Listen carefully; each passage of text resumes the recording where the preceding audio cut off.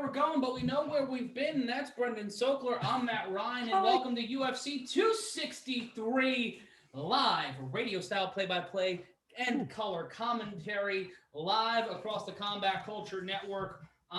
As I said before, Matt Ryan, that is Brendan Sokler, and joining us as always is our moderator, the person running things in the chat, the lovely, the talented Stephanie Sotilli. Hi. Hi, Steph.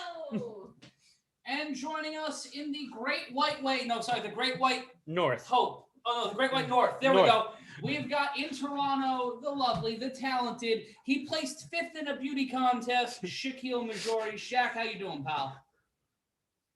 Nice to be here. So excited to do this. Some actual fights after the nonsense that was Floyd Mayweather, Logan Paul. The bullshit, the shenanigans. Hey, hold on. Hey, guys, we cannot swear in the first 30 seconds or we get demonetized. That's not why I was yelling at him. That's fair. I'm saying we want to thank Floyd Mayweather. Thank you, Floyd. Logan Paul. Thank you, Logan. The Showtime servers for bringing us the biggest audience in combat culture history. 4.5 million humans watched this last week. 4.5.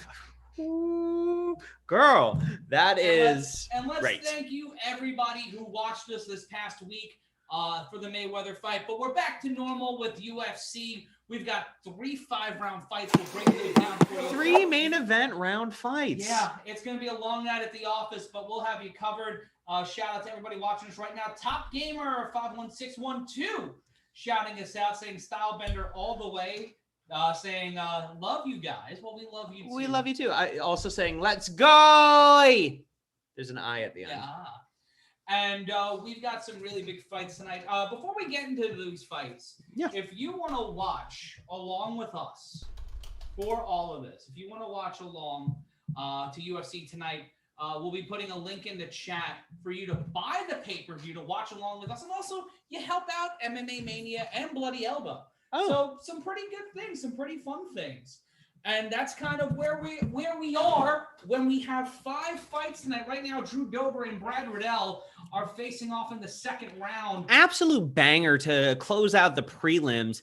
Riddell has really been laying on some pressure on Dober, who's, I believe, higher ranked, and that Riddell is not. But hot damn is Riddell doing a showing. Yeah, no, it's certainly a ass-kicking contest right now. Yeah, Tommaso Ciampa with hair is really doing great work with top control over Dober. And Dober, while he may look like a proud boy, has really been doing the fucking work, but also he's getting wrecked. Now the pace has changed. But we've got some big fights. Shaq, before we get things started, what's the one fight outside of the 2 title fights that you're looking most forward to? My mic on here for the chat. I mean, you know what the cop-out answer is, guys. It's Nate Diaz. What's wild to me about the return of Nate Diaz is that even when he's just entering the arena, everyone goes insane in the crowd. As soon as they put a camera on poor Leon Edwards, he is getting booed out of that place. It comes down to narrative. It comes definitely down to narrative because Nate Diaz, and I wrote about this on MMAmania.com, and I've made reference to it a few times. Leon Edwards and Nate Diaz are the same person. You know, it's not dissimilar. When I watched Leon Edwards come in, I was like, the drip game, the flex, the confidence, the striking, the wrestling ability. Leon Edwards is all that and a bag of potato chips. And then you have Nate Diaz, who when was his last fight, Matt? 2 years ago for the BMF belt inside Madison Square Garden. Did he win that one? No. What about the one before that? No. No, he did. He beat Anthony Pettis. Well, how about that? But my point is, for the Diaz mystique, it doesn't matter. The Diaz mystique has been bought into, and Leon Edwards should have every bit of that. It's going to be a hell of a fight. I'm excited. You can't count out a Diaz, brother. Not at all. Now, it's just going to be very competitive, but I predict some sick elbows. I predict a stoppage match. Ooh. And Shaq, you've got something for us? Well, I was just going to say, that is the cop-out answer, but I think, like you said, there's a general expectation that Leon Edwards is going to win. Paul Craig, Jamal Hill opening the main card. Those two guys don't like each other. It goes back to some weird situation where Jamal Hill had to pull out after catching the no bad virus that's going to get our video pulled off the algorithm, if I say Backstreet Boys reunion tour, yes. Yes. Yep. And so Paul Craig just said that like Jamal Hill pulled out, and Jamal got really offended that Paul Craig would ever suggest or put out there that he was too scared to fight, which I don't really think is what happened, but you may have seen at the face-offs, they were pretty deep in there, jaw-jacking one another. Those two guys are going to put on an exciting fight. So I think that's like the sleeper hit for the hardcore fans. Yeah, I don't think there's a bad fight on this card tonight. And one thing I'm looking for, the Bilal Muhammad fight is definitely going to be a fun time. Yeah, I really like him. Yeah. I mean, his fights go to decisions, which, but he seems like a nice boy. And Shaq, you spoke to him this week, did you not? I did speak to him this week. Class act, man. I love Bilal, good guy. Yeah. Yeah, he seems like a nice guy. Yeah. Go to MMA Mania. I got 2 Bilal Muhammad stories for you. If you want something more, casual, lax, he talks about how he's a way harder fight than Nate Diaz, but that he understands why Leon didn't take it, that sort of stuff. If you want to get banned from the MMA Mania comment section, there's also a story, him sharing his thoughts on the Palestine-Israel crisis. He is, of course, born in Chicago to Palestinian parents. So if you want to get banned for your bad takes on Israel-Palestine, that's a story to do it on. I was unaware Adesanya was fighting the entire state of Palestine, but that's very exciting. It should be a heck of a main event. Yeah. Speaking of Israel Adesanya, holy shit. Yeah, it's going to be, we've got Marvin Vettori in a rematch against Israel Adesanya right now. Drew Dober pressing Riddell up against the cage with 4:20 nice left to go in the third round of our final prelim fight. Checking the chat really quick. Purposeful Porpoise saying, here from Macaulay Culkin. So, listen, it's a drink every time someone says Macaulay Culkin. We're gonna be dead by fight 2. Adesanya right now, to me, is on another level. Marvin Vettori, a very talented fighter. Deserves a title shot. Reminds me of the Costa fight in the respect that he's strong, he's muscular, he's headstrong, he'll bull rush, he's got good striking, but I just don't see that being an answer to Adesanya. Adesanya has a big question to answer. How do you rebound after the Blachowicz fight? And I really do think he lost that fight because he was a 185er fighting in a 205 division. Yeah. If he had put on the muscle, maybe a different story. But in 185, unfuckwithable, I dare say. So we'll see how it goes. Keith Hood on Facebook says, Cabin feeling the buzz out here. I don't know what that means. I like cabins and I like buzzes. Oh, you can. Oh, he just drove by the Gila River Arena in Glendale, and he says he can feel the excitement. Ooh. Yeah, we've got a full house tonight in Glendale, and that energy. And I talked about this with Dave Mannion when we were breaking down the fights for Sportsbook Review this week. When you took a look at that fight and you take a look at all the variables, Diaz fighting in a full arena, even without having the fight under the current restrictions, in the Apex era for the UFC. We can talk about it as the Hulkamania principle of fighting, where you power off the audience. I do believe that Nick Diaz and Nate Diaz are those types of fighters. But I also think Leon Edwards is. But he's getting, I think he thrives off of heat, and he's going to get a lot of heat walking into that building tonight. If you're just joining us and watching, we are in the middle of the final prelim fight. It's Drew Dober versus Brad Riddell with 2:16 left to go in the round, and they are throwing hands. This is a main card quality fight. We're getting ready for the main card of UFC 263. If you missed the fight throughout the evening, Steph, our moderator, will be updating the chat. And also, we're going to be giving away something tonight. I am happy to have a New York Rangerstown flag given to me by my good friend Alex Soberman, but he gave me 2. So I'm going to give one away tonight. How? I'm not necessarily sure yet, but shout out to the guy who won the Zack Ryder hood scarf. Now, where is that going, Matt? That is going to the beautiful nation, the island nation known as Germany. That little that tiny little space? Yeah. Just to show you, we do have an international presence. That but also, if you are international, participate. Yeah, we'll ship your shit to Germany. Why not? Let us know where you're watching from tonight in the chat. We've got people joining us from all across the world, every single show. So we want you to be a part of that conversation. Shaq, what do you got over there?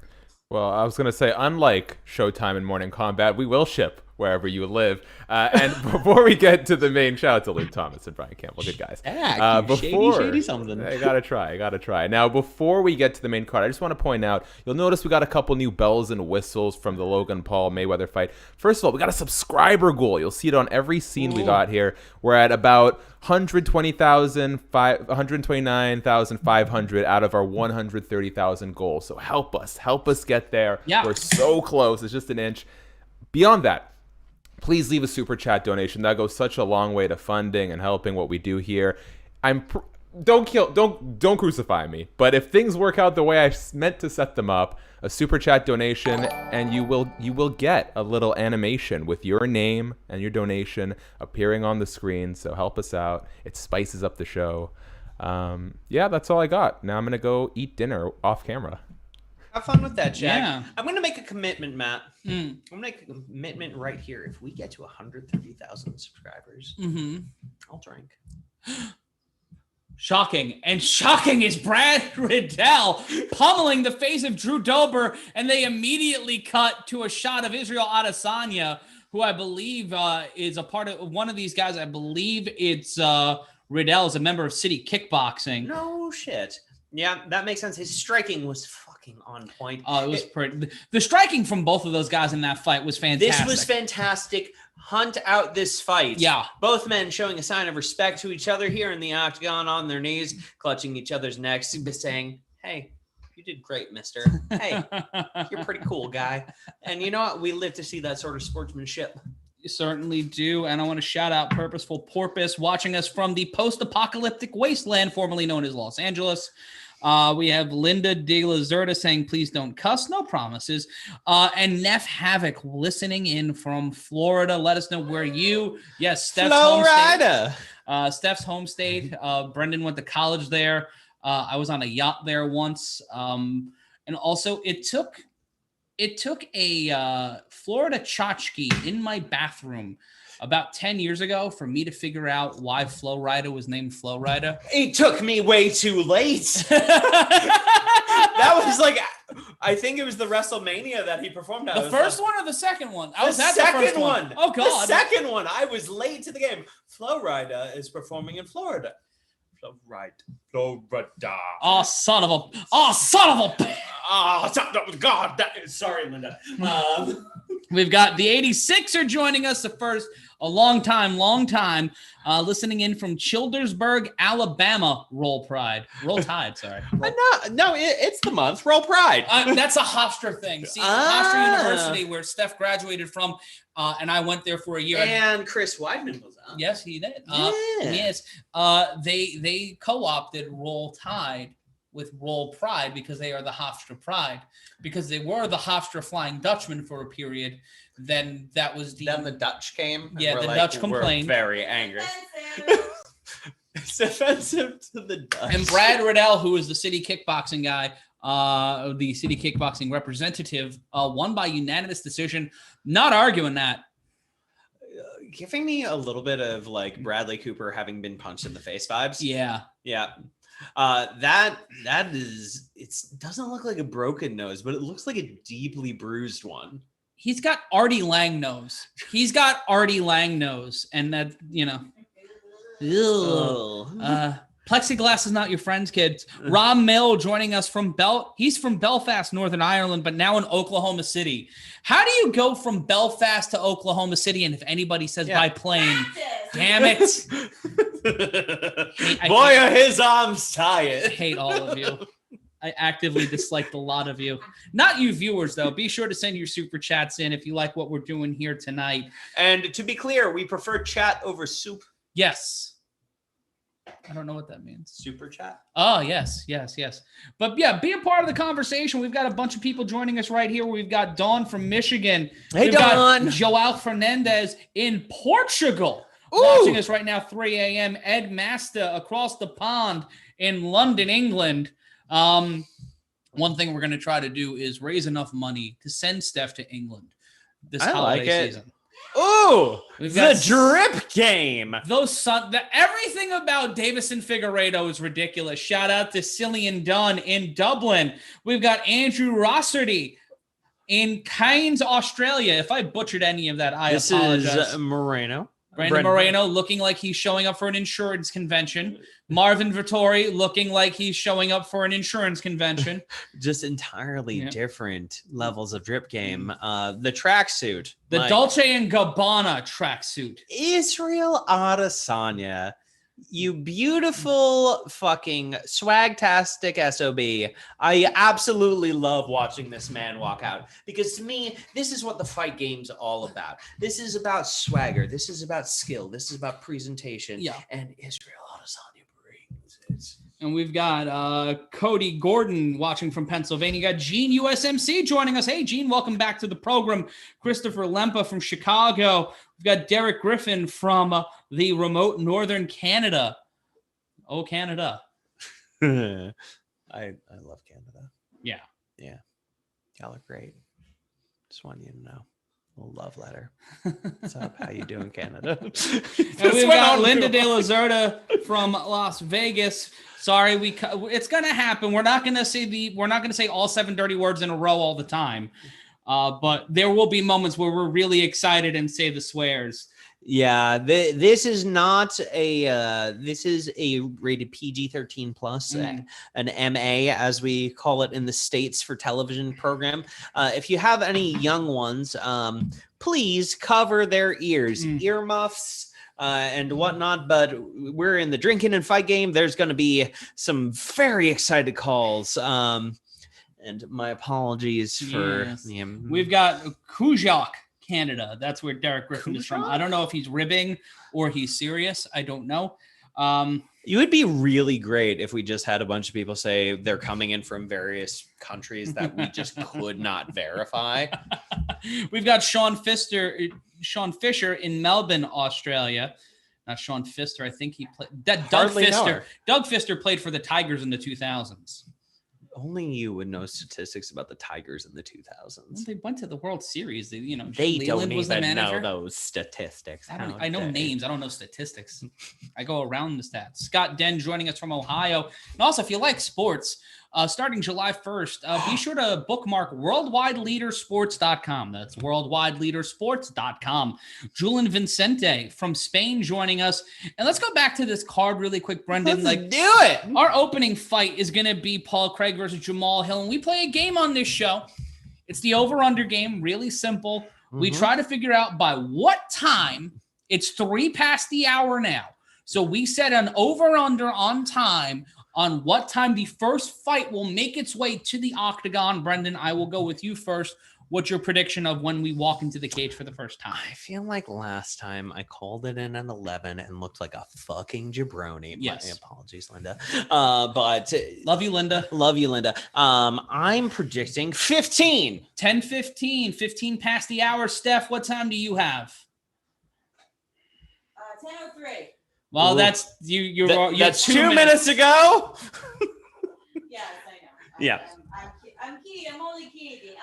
I see what you did. Price is right rules. 10:14. Oh, you so and so. Well, we've got one prediction from Philip the Wise. He says 10:25. Shout out to CM96 in the UK. Blavak McComfort in South Africa. Scott Den, I said in Ohio.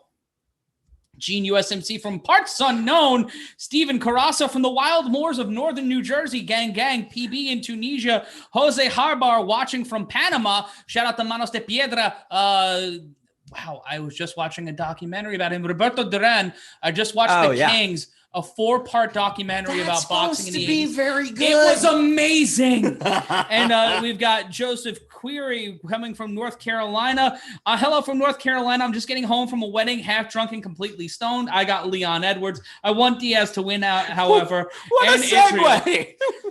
Creative World from Nigeria. Philip the Wise from North Carolina. Luis Santana from Ecuador. Creative World saying 3:05 a.m. Blaine Mahoney going with you, Brendan, 10:15. I'm going 10:21. Okay. 10:21, 21 past the hour is what I predict will be There's tonight. 3 minutes that I can win.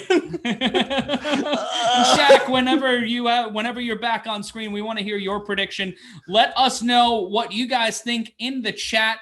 Things are getting live. They're getting loud. Shout out to everybody here. And also, if you want to watch along with us, we have the link that will be dropped in the chat on how you can watch along with us from home and support us here at Combat Culture.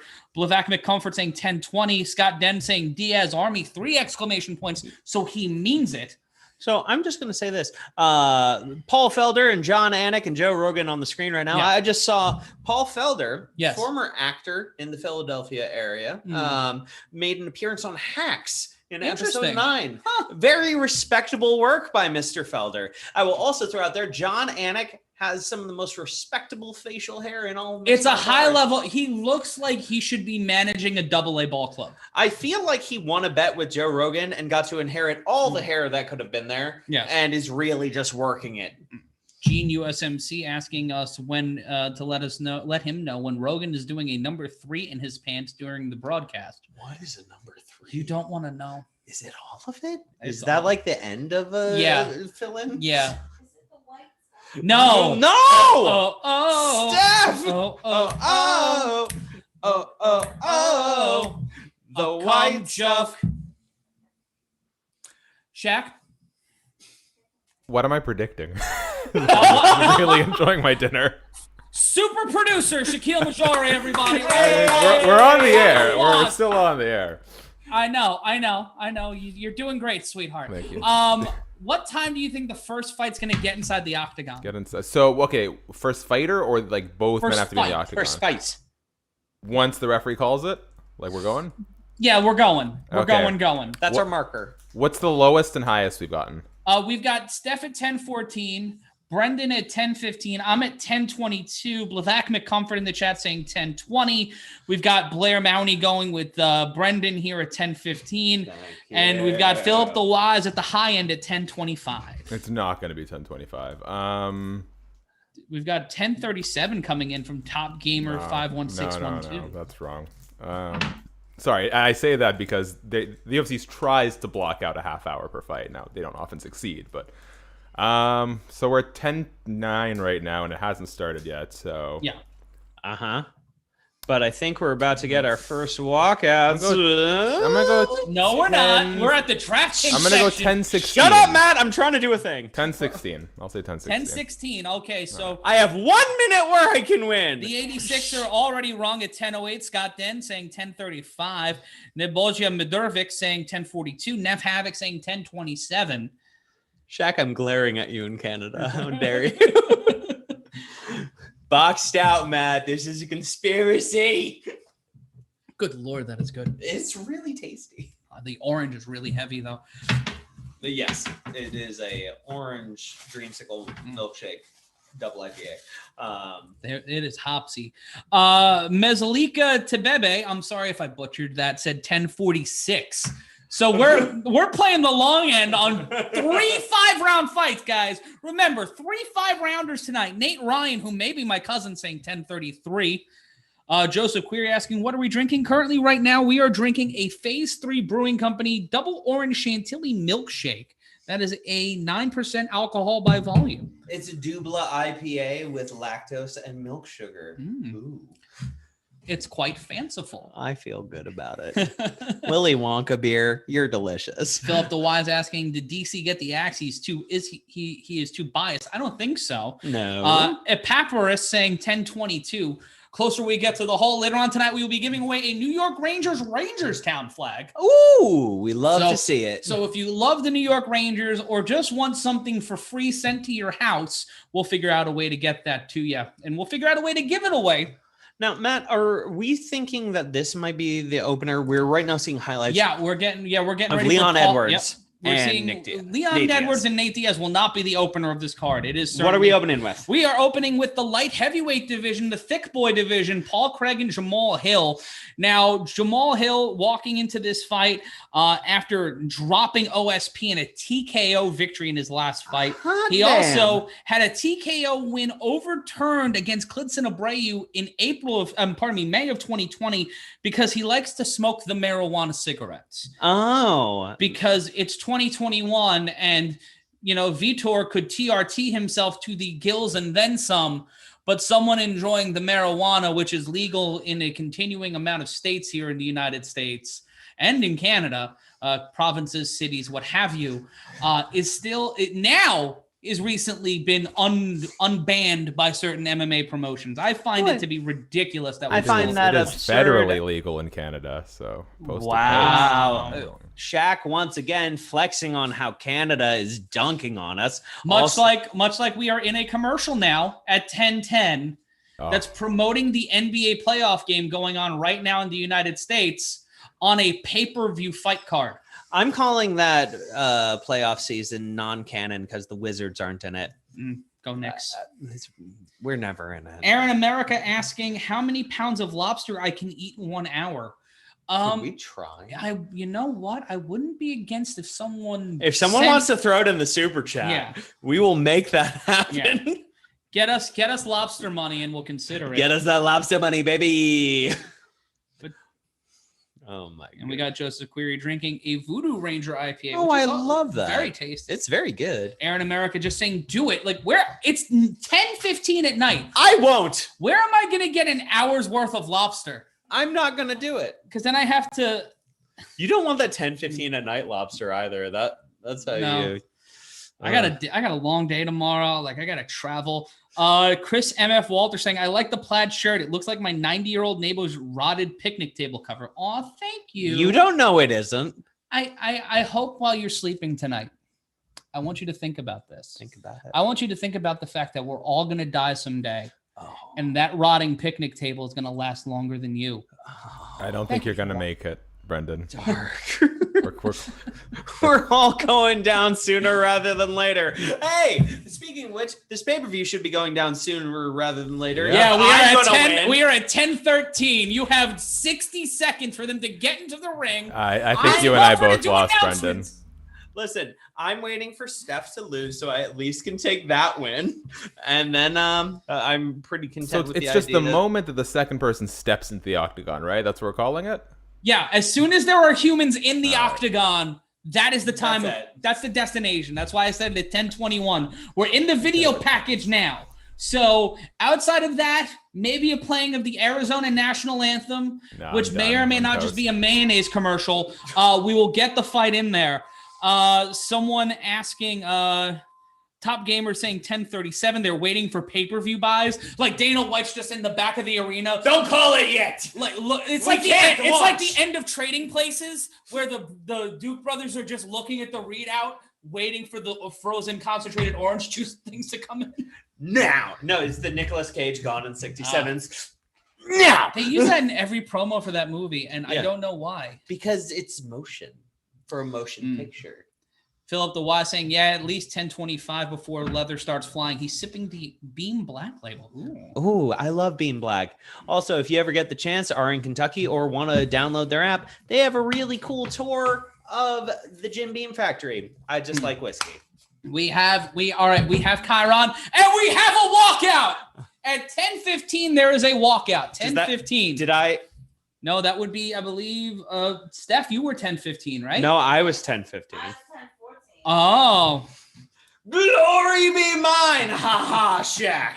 Unless he takes more than 30 seconds. Yeah, what are you talking about? They both have to get into the both of them have to get in. Oh yeah, both of them God damn it. Come on, man. Run! Oh, he's slowed it. I was hoping they would. He's going back. He's walking back to the guardrail and dapping up a fan. I still got a shot. Hold on. Jack, you're the only hope for us, baby. No, I'm not gonna get it from Ryan. You see, I do myself because I was telling myself I hope they dance, but I didn't mean slow dance. This guy's taking a sweet ass time. Gene, USMC. I'm from the great town of Arlington, Virginia, but I've been in New York for 10 years, and I've lost. I'm not going to make it. I was close, though. I was close. John Anderson saying, you're looking better every week, Maddie. Thank you. Aw. It's because I wet my hair and I shave now before shows. No, I'm trying a little bit. We're doing a lot of improvements on the show, and the 8x10 is one of them. My goodness. Yeah, he is taking his dear sweet time to really fuck over Shaq from possibly winning this. I like to think that he knows, Shaq. Yeah, I think he does. I'm done. Shout out to Robert Bruner donating $3.99 to the cause. I'm not going to say your comment because you're a dildo, but that's not that you. Here, Robert. Thank you for the money. Go fuck your mother. So, if I may, the super chat donation animation worked. So, thank you for thank you for testing it out, Robert. Appreciate it. If anyone wants to double check, triple check, make sure it's working, leave a super chat donation. And in fact, the more you leave, the more likely it is to work. Shaq, you have lost. Yeah, Steph is informing us that you lose. But could I ever be a loser when I get to spend my Saturdays with you two? Yes. Oh, the answer is yes. And also, there's four here. There's us, there's Steph, and the dog. The dog is probably the most important one. That is true. The dog's the only one who knows the outcomes of the fight. That is true. Do we have we given our quick picks on who's gonna take this first one home? I'm gonna go with Jamal Hill. He's still undefeated. He's undefeated. He may just be a blue belt, but he knocked out OSP. He got a TKO on all OSP. Craig, he's a vet. He looks frightening. Oh my God. Craig is walking out presently with the icy stare of someone that does evoke the moniker from Inglourious Bastards of the Bear Jew. As a bar mitzvah boy, I really gotta give it to him. He looks terrifying. Yep. And a shout out to Gene USMC donating $4.99 to the cause. But yeah, he's from Scotland. Thank you. Jamal Hill has 8 fights, gentlemen. Yes. 9 fights and 1 no contest. 1 no contest. That, if you count that no contest, it's 5 knockouts, Vicious. 1 submission, 3 decisions. And Paul Craig, if it's to the ground, it's his fight. He's 12-1 when the fight is called by a submission. But he also, his biggest fight, recently was a TKO win over Shogun. But that was this past November. That's not really a high point right now. Shaq, I don't know about you, but I'm going with Jamal Hill. Well, I'm not a fight analyst in any sense of the word, but I do have a parlay with Jamal Hill on it, so that's going to be my pick tonight. That's going to be your pick tonight, being the only person going for Paul Craig. I'm going to say knocked out 2, submitted 12.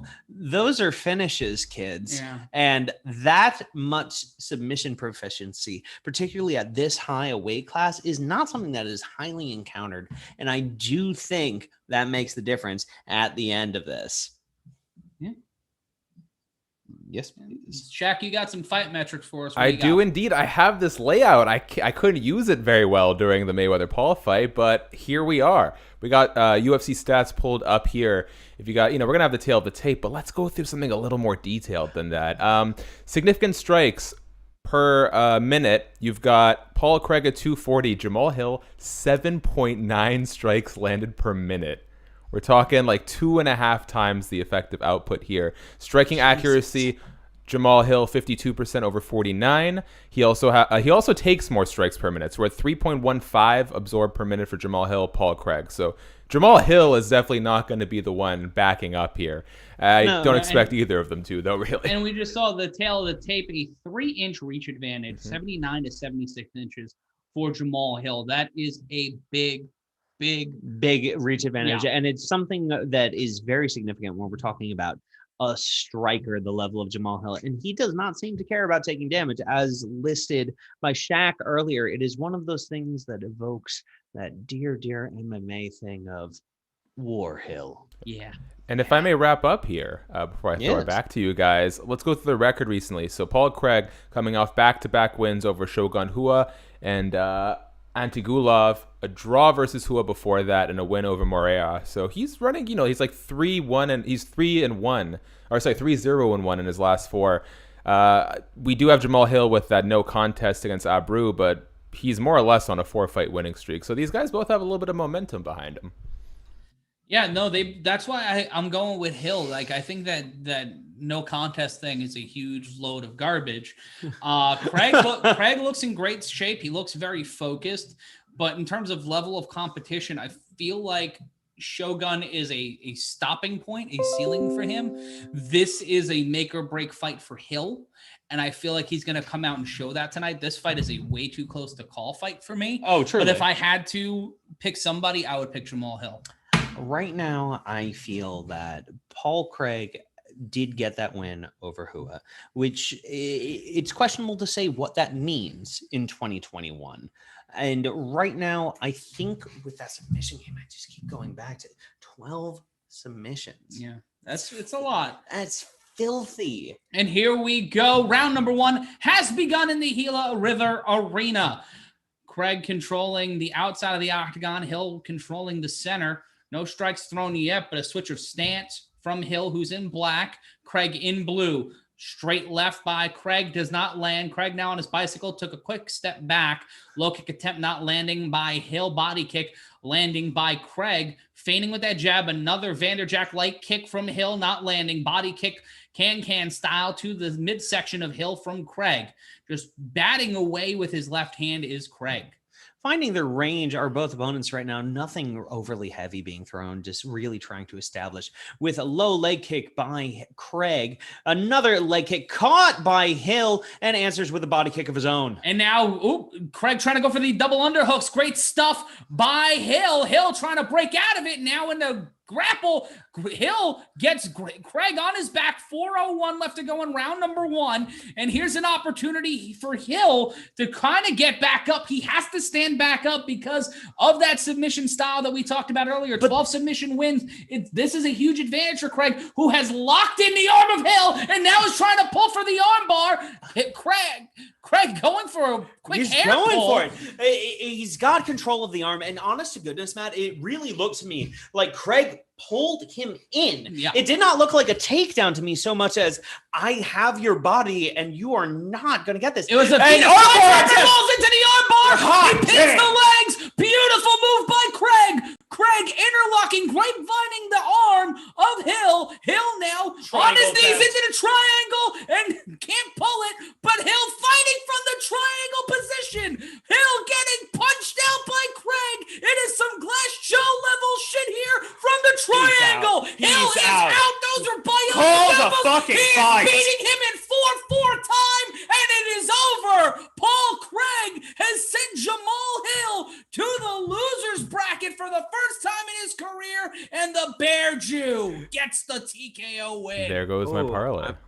I feel good and smug. Submissions make the difference. That wasn't a submission. Heavyweight. That was an assault. If that's not a TKO, I don't know what you think. It was beautiful levels of ground and pound from transitions from a armbar position into the triangle where he wrecked his fucking house. It was absolutely beautiful work by Paul Craig. Absolutely dominant. And this was something that honestly, this type of top level jiu-jitsu in this division, it reminded me of the slickness of a Damian Maia. Yeah. Who we're going to see next against Bilal Muhammad. Ooh, it's so spicy. And just the beauty of that sequence, Hill tried to be hyper aggressive with the striking, opened up the opportunity. We're going to see the replay of the armbar setup here. Jamal Hill clutching his arm. I do think he may. Oh, he popped. Oh, you at take least a look. Hyperextended. You take a look at how he rolled into that armbar. This should have been a tap. That should have been a tap. The shoulder bends all the way around, and it looks like he's trying to either position or say his shoulder got pulled out. Now, of the Matt, socket. does it look like Jamal Hill was tapping? No, he was waving. I don't know what that was. Oh, it looked inadvisable. It should have been a tap because that elbow was hyperextended as all hell. And floppy is the arm of Jamal Hill. Jesus, what a win for Paul Craig. Coming out of this, where do you position him? In a 205-pound division now that needing a whole bunch of help. And his arm, Jamal Hill's arm is, it was dangling. It Theismann. I am on comfortable. I need a hug and an adult after that. Thank you, Paul Craig. I can provide at least one of those things. Kevin Hill, you're saying good to see you looking healthy, Macaulay Culkin. But thank you. Oh my God! Oh no! Oh, it looked like his arm got in a taffy puller. Like from his shoulder to the bottom of his bicep. If we were doing the why is he there? Why is he there? Go home, man. Take this man to the hospital. Somebody call 911. My John House call. Yeah, that was entirely for Sickening Mondo if he's in the chat. But honestly, if there was a presidential fitness medal, goddamn, Jamal Hill could just really reach in the toe touch right now. Oh, floppy arm. Man, floppy arm. The man got Act 3 of Space Jammed. Stretched? Yeah. I just want to take a second and complain about Jamal Hill's game plan there. Like, I understand that he's young and he's got lessons to learn. Guard? Dude, I get it. You're working on your stuff. You think you're prepared for that position. That doesn't mean you invite that position. If you end up there, you rely on what you know. He wasn't invited to that. He was dragged out of the house like me in any social situation. He had chances that he immediately passed to half guard and made no attempt thereafter to get up until he got his arm singled. Well, he is a BJJ blue belt, so he does actually have some skills. Of course, Craig, way better. But the difference is so stark, and you see in the replay of the control of the arms, the mastery. That's just like a Gable level of grip there. And that's some Danny Hodge and some Apples level shit there from Paul Craig. Truly, and it is something where I'm like, did you not watch Fedor versus Verdum? Did you not know how being an over-aggressive striker versus a guy with 12 submission wins could fuck up your life? Because god damn it, he was so aggressive. He was too eager to engage. He was too willing to engage with Craig, who has some devastating hands, and we saw that there. Hands, but also he's just like, I'll pull you to he the hit the man. I will octopus you. Did you see at the end? He hit him in 4-4 time. Yeah, it was pretty hot. That was pretty solid. That's going to be some TikToks later. If anyone wants to make it, just tag us. If someone can set that up to the drum beat of Wipeout and tag us on Twitter with that, at МRyan Consulting, at Brendon Sokler. You can follow Shaq at Shaq Fu, and you can follow Steph on Twitter at Steph Sottile. That is STEPHSOTTILE. That is Steph Sottile on the Twitter machine. And you can follow my dog and Steph's dog, Olive the Fat Baby, on Instagram at Olive the Fat Baby. Confirm she's both fat and a baby. Gene USMC, Brendan, your comparison like old school Rico Rodriguez versus Couture. Oh, yeah. I mean, that's what we're dealing with. And it says something that right now, I can't think of another light heavyweight with that level of submission proficiency that is like just racking submission after submission. Also, Sean O'Malley looking like a Paul brother, holding a joint and then not lighting it. Yeah, because he was Diaz brother lights. Paul Craig taking selfies with the fans, and they're shooting this on an 8K camera. I don't know why they needed this for. I was watching the PFL on Wednesday or Thursday night to see Clarissa Shields' first fight. Oh, sure. Brittany Elkin schooled her for a round and a half, and then Clarissa Shields has some of the hardest hands in human history. Yes. And was able to utilize her boxing ground and pound. And they were shooting all of the introductions in 8K. And it frightened me. You know what I see though, and what my reaction is when I see something in AK? Ack. And we see Damian Maia on the screen and Bilal Muhammad. Damian Daddy Maia at 43. Yeah, he is old enough to be several of our fathers. Yeah. Damian Maia, though, you can't count him out. In my opinion, a Hall of Fame career. Across the board.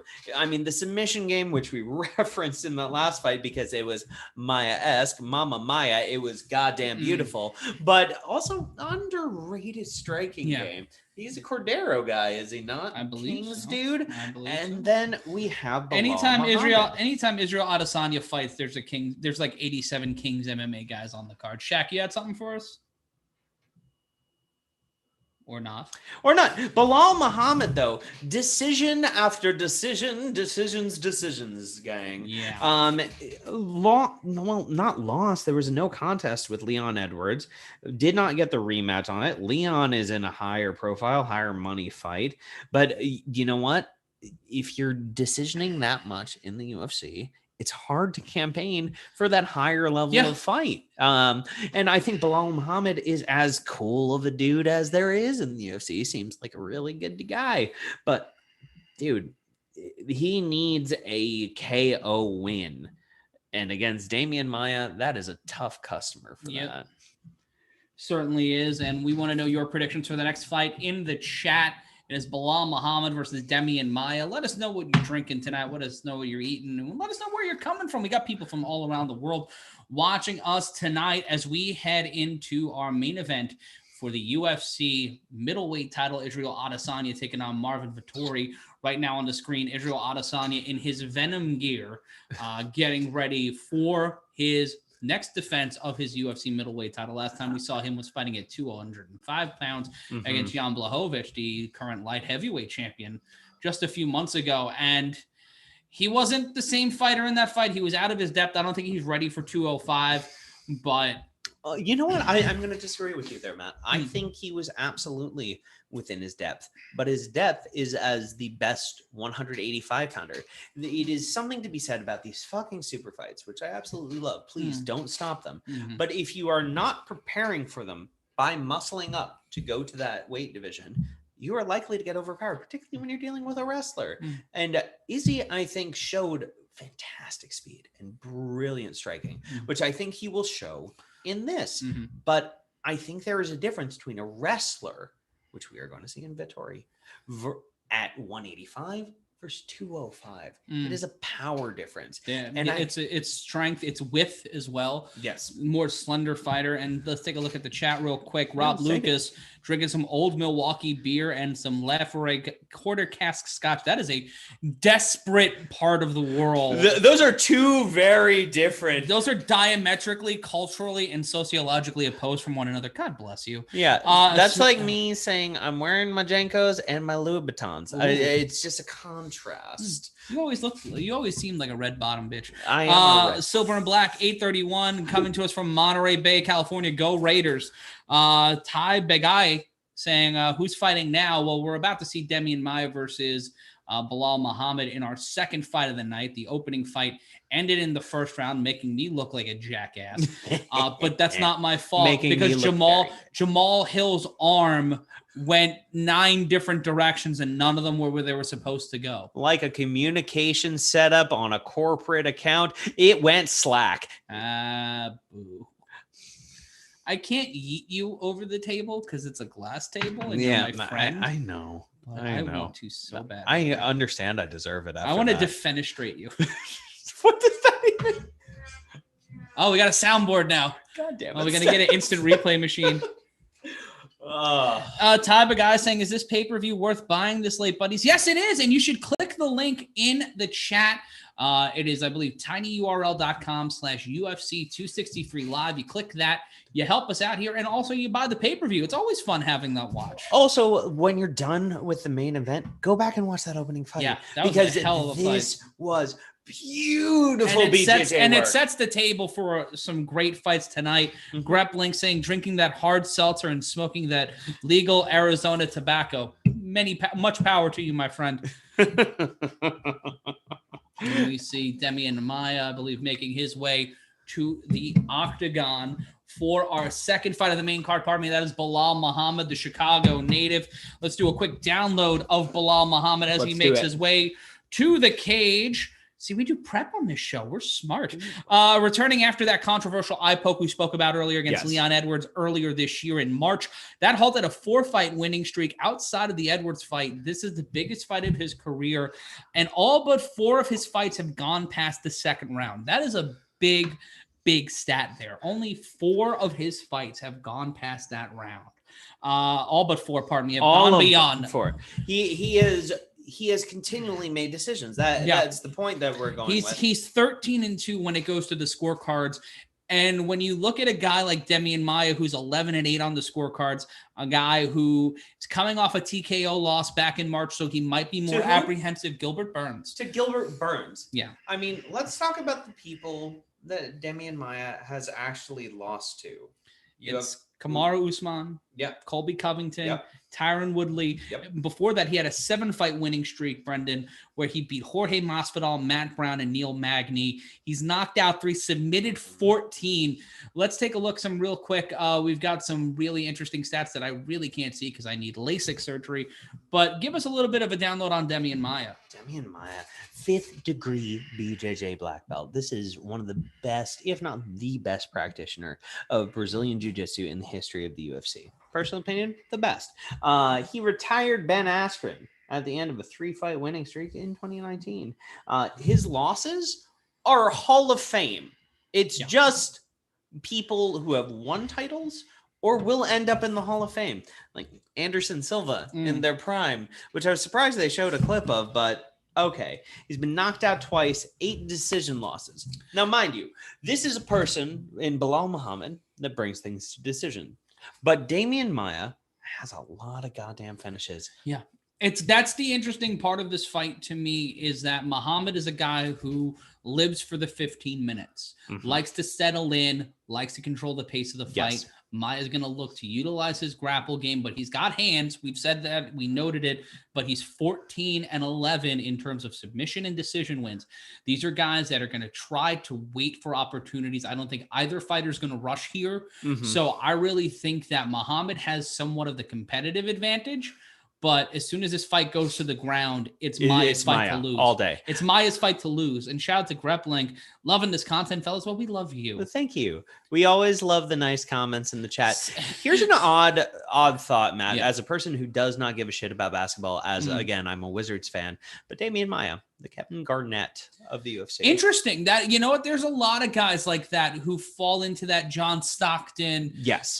Who I met in an elevator in 96. Really? Yeah. Seems like a nice guy. He was very nice. But they fall into that great player, great performer, great fighter who always at the wrong place at the wrong time. Elite, but not Jordan. Yeah, the Grant Hills, the Reggie Millers, the Patrick Ewings.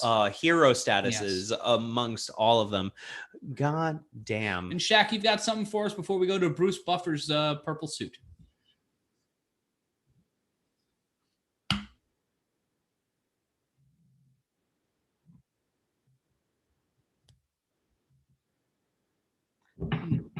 This more or less goes back to what I was saying. It's champions or Hall of Famers and Mark Munoz. We sound shady in Mark Munoz, but he was a bad bitch in his time. And PB, you had something in the chat, but I couldn't see what it was before.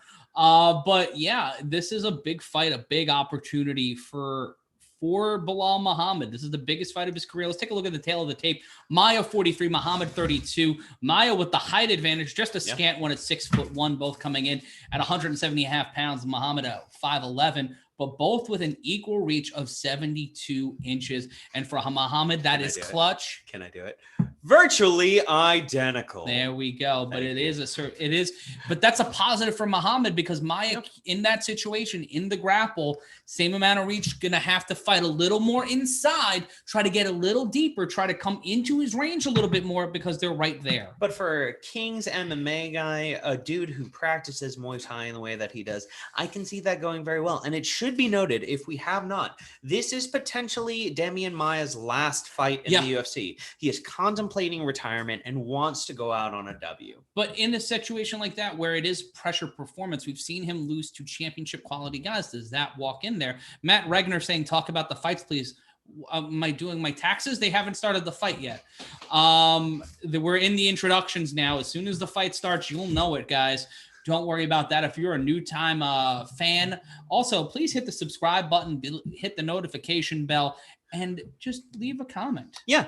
If we hit 30,000 subs, I will drink. I promised it. I will do it. Yeah. 130,000 subs. And we're getting to the road to 130,000 subs. We are on the way there. Shaq, how far away are we? Let me double check. We're less than 500 at this point. So all right. So if everybody watching this right now gets us a little bit closer, if you haven't subbed already, please do so right now. Sometimes. And if you can't hear me, let me know in the chat. We begin here with round number 1. Muhammad standing in the center of the octagon. Maia throwing some shots early, feigning with that right hand. Muhammad coming right in with a straight right. Maia just kind of repeating with that right hand. Standing right in the center. Quick 1-2 combination from Muhammad. Both men looking utterly fast right now. I mean, it's the beginning of a welterweight And Maia round. going for that single leg takedown, but great evasion by Muhammad. Muhammad gets tagged behind the ears, stumbles back. Another single leg attempt by Maia. That one evaded. And both men standing in the octagon, leading with that left was Muhammad. He misses. Maia trying to throw with that right, very loose right hand. Now, Matt, tell me about your take on this. We've watched a lot of opening rounds that are way more tentative than this. Both men trying to find the range, but also really executing on speed, takedowns, really trying to go for it. And yet still, we're about a minute in. Yeah. And Maia going for a takedown. Single leg grab by Damian Maia. And Muhammad, sorry, Brendon, you could have kept going there, but trying to find a way out of it is Muhammad, that single leg, having him there right underneath the knee, right under the base of the thigh is Damian Maia with 3:47 left to go in the round, trying to find a way out of this is Muhammad, who's pressed hard against the fence and now trying to find a way out of it. Just curling up nearly into a standing fetal position was Belal Muhammad. And this is what Maia didn't. This is what Maia wanted, to get deep inside, find a way to get him down. And Muhammad now on his ass. This is a boa constrictor in Damian Maia. When you're holding onto a leg for 20 some odd seconds and you're Damian Maia, it's an eventuality. This is a person who's been fighting in the UFC for a long ass time. He was patient. He took the takedown and pressing Belal Muhammad against the cage. Controlling the middle is Damian Maia. 3:05 left to go, and Maia still trying to go for that single leg takedown. And the shorts from Venom looking like the old Windows Media Player equalizer videos. And 2:55 left to go, and still in this single leg position. Muhammad looking like he's about to go for an enziguri, trying to find a way out of it, and he does. Belal Muhammad pressing his ankle from the clutches of Damian Maia, both standing in the center of the octagon. Right hand by Muhammad not landing. But we're halfway through the round at this point, coming in on 2:30, and you have to give the round to Damian Maia so far. Going in for another takedown attempt, that single leg. He's found success with this early in the fight. I think he's going to keep pressing it, full well knowing that once we get to the ground, it's unmatched. Damian Maia now passing Diego Sanchez for the third most fight time in UFC history. My goodness. With 2:18 left to go in this round, so he might climb higher and higher. Another single leg attempt, shooting for that left leg again. That left leg is going to be a huge bugaboo for Muhammad. The deeper this fight goes, he's going to have to keep focused there. May need to switch his stance to try to make Maia work a little bit harder for these takedowns. But great takedown defense by Muhammad. But needs to get. He straightens out the leg. He needs to press Maia off of him, try to get that grip off, and he does it again. Muhammad finding a way out of it, but this is a 10-9 right now for Maia. Right hand landed by Belal Muhammad, who gets the fight back to the center of the octagon. But I got to say, it's really admirable, the amount of work that Belal Muhammad's able to put in takedown defense on one leg. Doing the physical rehab right now, just trying to balance on one foot. The fact that he is pushing off a Damian Maia takedown of a single leg on one foot for like 30-second stretches at a time is really a testament to Belal Muhammad's takedown defense. And we're moving here with 1:16 left to go in round number 1 of 3. Maia feigned for another takedown attempt, but Muhammad putting a stop to him. Another takedown attempt by Maia. Another stuff here. Muhammad pressed up against the fence. Now, Matt, he keeps going for this left leg over and over again. Do you think he just sees the damage in there? No, it's just that's the easiest leg to go to because that's his front leg. Keeps going for that front leg because that's the only way really he'll be able to go for that takedown. And Muhammad pressed up against the fence, needing a way out of here with 43 seconds left to go. Maia being the more active fighter here, even though great defense from Muhammad. It's going to be activity for these judges, in my opinion. 34 seconds now left to go in the round, and Muhammad still pressed up against the fence as Maia continuing to work and pressure. But the deeper this fight goes, the harder Maia has to work. Who's going to give out first? Muhammad stuffing 10 of 11 takedown attempts, 91% on takedown defense. Great defense from Muhammad, but we keep saying the more active fighter might win this round. It's about octagon control, baby. It's not about takedown defense in terms of judges' scorecards. So therefore, I would have to give this round to Damian Maia, even though it is incredible takedown defense by Belal Muhammad. Yeah, and then we end this round number 1. Shout out to Muhammad Akbar Ali saying he loves this channel. We love you. Thanks, man. And if you're watching live and you see a delay on your screen, pause the TV for a minute as we go to Belal Muhammad's corner and sync it up to the time on our fight clock, and that will solve that problem, the natural problem of watching something over the internet at the same time as a television broadcast is inherent delay. It is true, and you know what is a fucking delay? It is Belal Muhammad starting this fight. Yeah. So much takedown defense, but not much in the way of offense, Matt. I mean, if we're talking about the way that the judges score the cards, it is truly impeccable how he balanced on one foot repeatedly for a really long time. But Demian Maia controlled that leg. Keeping the pace, keeping the motion. And for me, if I'm looking at this fight pragmatically, I give Belal Muhammad the round. But Maia doing so well there to control the pace of the fight. See, if I do it by UFC scoring, I gotta give it to Maia. And coming in for round number 2, touch of the gloves from both men as they square off. Move overhand left from Maia, leading with that right hand. Muhammad now switching stance again, trying to switch between that right leg and that left leg. The left leg leading again, which is what got him into trouble in the first round. Switching it back to the right in the center of the octagon, feigning an uppercut. Switching stances repeatedly is Belal Muhammad, hopefully just trying to avoid that single leg. PB in the chat saying Maia is going to submit him. T-Rose432 saying this shit is fire. You are fire, my friends. If you like what you're seeing, subscribe, ring the notification bell, and also donate to the cause. Given the super chat, we'll be giving away a New York Rangerstown flag in a little bit later on, right before the co-main event. And now Maia and Muhammad missing with a huge left uppercut.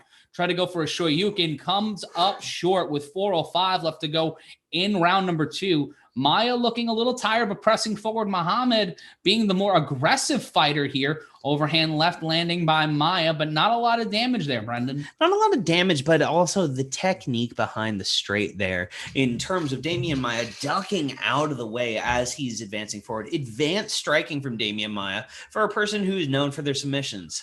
And you got to continuously evolve. You can't be a one-dimensional fighter. You haven't been able to be a one-dimensional fighter in a very long time in mixed martial arts, but now more so than ever. I think everybody's a BJJ blue belt or better. And Maia once again getting pushed away. A tackling drill from Muhammad, going with those shoulder presses like he was on the offensive line.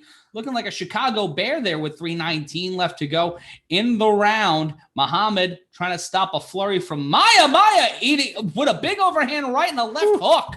With a straight left, Maia landing there, but looking a little wobbly. He looks a little hurt. Going for another takedown. Muhammad stuffs it, finds a way out of the enziguri attempt, and back to standing with under 3 to go. This is something that has to be said, Matt. The grapple attempts done by Maia in the center of the octagon have been infinitely less successful than when he gets him up against the cage. Now, mind you, his takedown rate has been abysmal in this, but octagon control has been way clearer when we are close to the cage. So Belal Muhammad really trying to keep everything center, even though he's on his back foot. And missing with that right-left combination again is Maia. Maia looking a little tired here, looking like a dad in the third act of an 80s movie. Hitting with that left, Maia in black, Muhammad in green. Muhammad landing a solid left hook to the jaw of Maia, but he got a little bit of a skip in his step. Might have hurt his hamstring. Is Muhammad, who is breathing heavily and getting tagged by Demian Maia at will, really finding these straights and jabs, but Muhammad responding in kind. 2 quick lefts and Maia with a left hook. Quick combination. Maia had to cover up. He's looking a little worse for wear here. Some swelling in the face as Muhammad might be able to steal this round with 149 left to go. Been dictating the pace of this one. Unlike round number 1, it could be 20-18 or it could be 18-18. Oh, pardon me, 19-19. It could be anyone's fight at this point, Matt. If I were the judges, I would not be envying myself. Yeah, I wouldn't. I would not want to score this fight right now. And a low kick and Maia came over the top with an overhand left, caught the jaw, but then eats a left hand from Muhammad. Muhammad evading another takedown attempt and following up with that right uppercut was Demian Maia. With minute 16 left to go in the round, Muhammad throwing those uppercuts, really trying to throw in those power strikes. The feints from Demian Maia seem to be playing a big factor in this fight, really ducking in and out and keeping Muhammad guessing.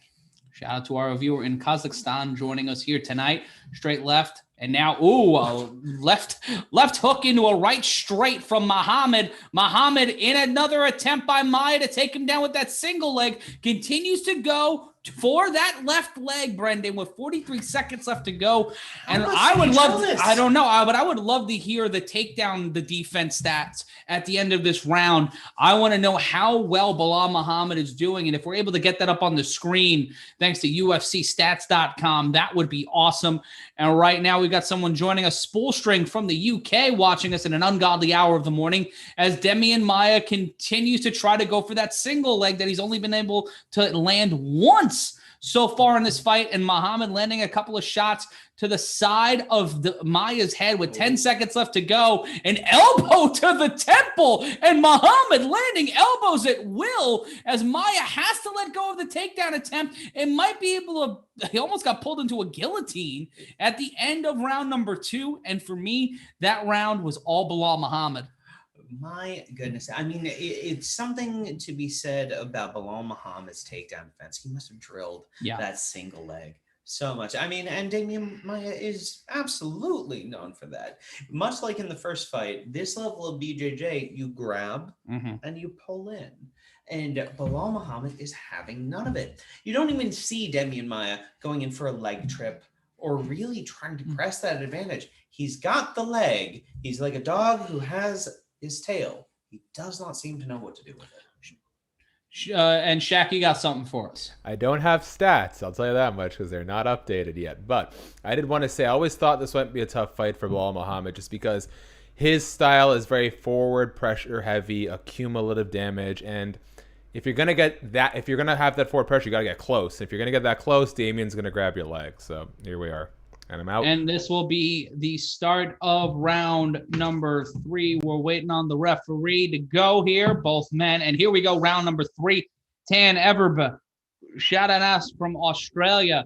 Matthew Regner saying you should sober up, Brendon. He's as sober as a judge. Alan Epstein saying the live odds are minus 1,000 now from Muhammad. So they're seeing a lot from Belal Muhammad here. Demian Maia throwing rapid combinations, leading with his right jab and following it up with a left straight, answered by Belal Muhammad. And another takedown attempt.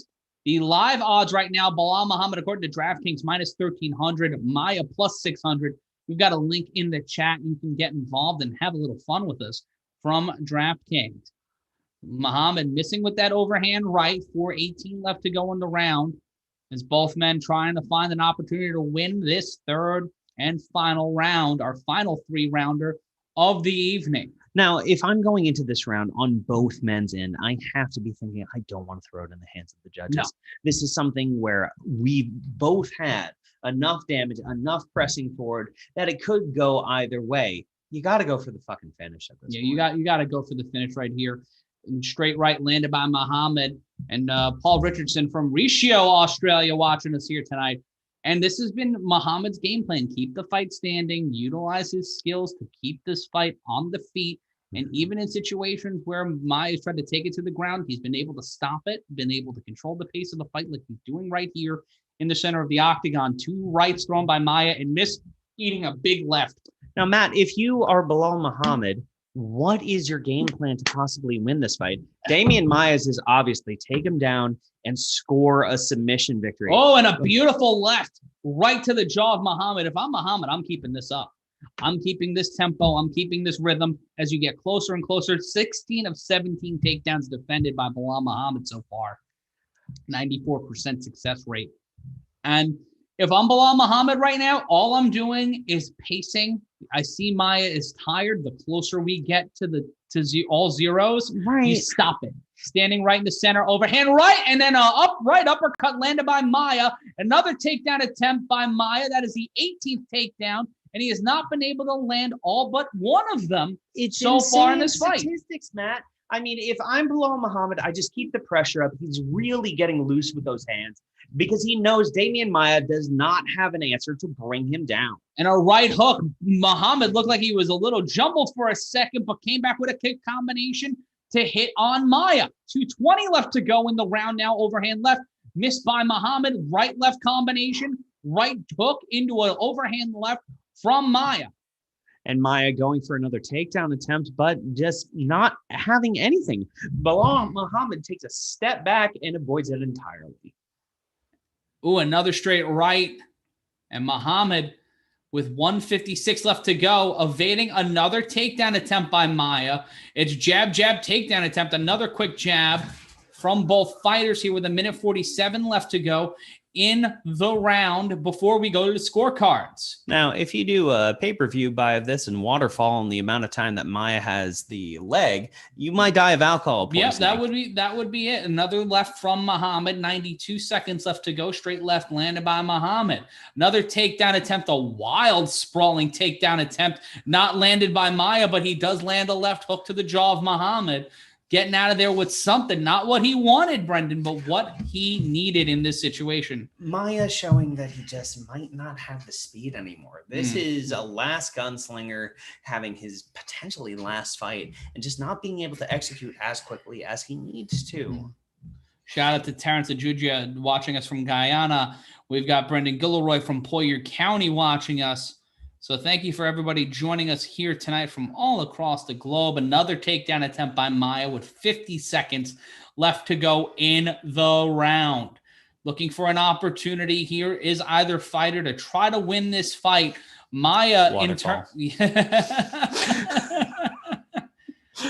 Oh, and dying of alcohol poisoning is anyone trying to institute my rule that I came up with. Yep. Belal Muhammad stuffing the single leg takedown as he has this entire fight. The story of this fight, Matt, is Demian Maia really wanting that single leg and Belal Muhammad having trained the fuck out of it. Hot damn, has Belal Muhammad showed incredible takedown defense. Yeah, and you got to wonder if this was the Leon Edwards fight, how different would everything be? With 10 seconds left to go in the round, Maia, in a jiu-jitsu practitioner's nightmare, will be going to the scorecards in Glendale, Arizona. Muhammad bleeding from the nose, but right now, if you're Maia's corner, you might be concerned that he lost 10 straight rounds. That was 10 straight rounds? I mean, 3 straight rounds. Let's count it as 10 straight rounds. Fuck it. This was not the fight that Demian Maia wanted to go out. We did boxing last week, so my brain's still catching up. Listen, my brain is still putty from that fight. Yeah. Oh, God. Tell us your horror stories in the chat of that fight. But we're going out on what could possibly be Demian Maia, a UFC legend's last fight. And just a performance from Belal Muhammad. No, it was a great defensive performance. Sure. And it's a tribute to Demian Maia's skills to where he kept that fight. It wasn't his game plan, but he made sure that Muhammad had to fight a Demian Maia style of fight for all 3 rounds. Yes. He wasn't able to instill his will, but he threw Muhammad off his game enough to make sure that it was a lot closer of a fight. Did Muhammad put out enough output to say this was his fight? I think you're going to see one scorecard go for Demian Maia. I think we're going to get a split decision win here for Belal Muhammad. I would agree. Bruce Buffer's going to be given the scorecards now. Cody Sanders saying that was straight up elder abuse. Oh, no. The scorecards, they score the contest 30-27, 29-28. That's definitely for Belal. Then. And 29-28 for Belal Muhammad. Unanimous decision victory for Belal Muhammad. 29-27 is a really close. I can see that. I can see the 29-27 giving him those 2 rounds and giving Belal Muhammad the first. Pardon me. You give Demian Maia the first round, but Belal Muhammad took rounds 2 and 3. Shaq, you have anything for us over there? Yeah, I think this is kind of interesting. So coming into this fight, Belal Muhammad had an 85% takedown defense average. Now, Demian Maia, not the most prolific takedown guy, but shockingly, Belal's percentage of takedown defense is actually going to go up after fighting Demian Maia, which to me is just remarkable. We're looking at something like 90% this fight. And I did think that Demian Maia suggested in interviews this week that if he wins, he's probably going to do one more. But if he loses, it's entirely possible that he calls it a career. So, but do you want to go out, Shaq, on that type of decision. Give him a gimme fight, honestly. Here's the thing. I do think this was like a stylistic problem for Belal Muhammad. If you can't knock him out easy, you're going to have trouble with Demian Maia. In fact, I saw a GIF earlier this week where it's like one of the best punches Demian Maia ever landed was on Kamaru Usman, and Kamaru had to take a few steps back. So even at this stage, I think Demian does some remarkable stuff. I say give him a legend. Give him someone that I think at this point you match him up against any other legend, he beats him. I think he really is that good still. So I know the UFC's hesitant to do that kind of stuff, but if the guy is going now, just give that to him. Well, I think this is a problem within the UFC matchmaking, and we've talked about it a little bit, but we're going to continue to talk about it, which is the idea that we have fighters who are past their peak, probably not going to go to main events any longer, but do have name recognition and do have skill and value, and should probably be matched up with someone of a similar caliber. Instead, often they are fed young upstarts that will murder them and eat them alive. It's a terrible idea, Matt. Yeah, I feel like if Demian Maia gets one more fight, I don't know. That division's really weird. It's hard. It is, and you don't. I'd watch him versus Condit. Yeah, they already did that. UFC Vancouver, and Damian broke my heart when he just dragged him down and submitted him right away. Yeah. Unfortunately. Bradford Clark saying gatekeepers. Yuda's Own saying what legends. We've got Mark Bensivenenga watching us on Facebook saying greetings from East Vancouver. I know Matt keeps saying I'm from Toronto, but I'm actually from Vancouver. So shout out to my fellow Vancouver. Aren't you in Toronto? I am in Vancouver. You're in Vancouver? I am. Matt. I don't know. It's okay. No one tells me these things. No, all Canadians look the same. I don't get memos. We got a lot of time zones. Don't worry about it. But shout out to my fellow Vancouver. I know Vancouver. The Rangers beat them in 1994 in the Stanley Cup, and then you stole Mark Messier. You stole Mark Messier. So how about that? Yeah, I mean, I'd like to say I know what you're talking about, but I was born 95, so let's go. Let us go. Inherit a burning world. Yeah. That's what you're getting.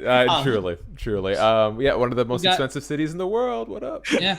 Start spreading the news. Nabocha Medurvik in the YouTube chat saying Diaz KO in the end of the third. By the way, gentlemen, all of you, great job. Much appreciation. Thank you. And if you're just watching us for the first time, I'm Matt Ryan. Brendon Sokler sitting next to me. We've got Shakiel Mahjouri in Vancouver. At some point, you could have just messaged me and said, hey, asshole, I'm in the other part of Canada. I'm personally hoping I'm where the riots happened during Stanley Cup Finals. That was stupid. Don't remind me of that. I really hope, Shaq, that you just put does not understand Canada under Matt Ryan in a graphic.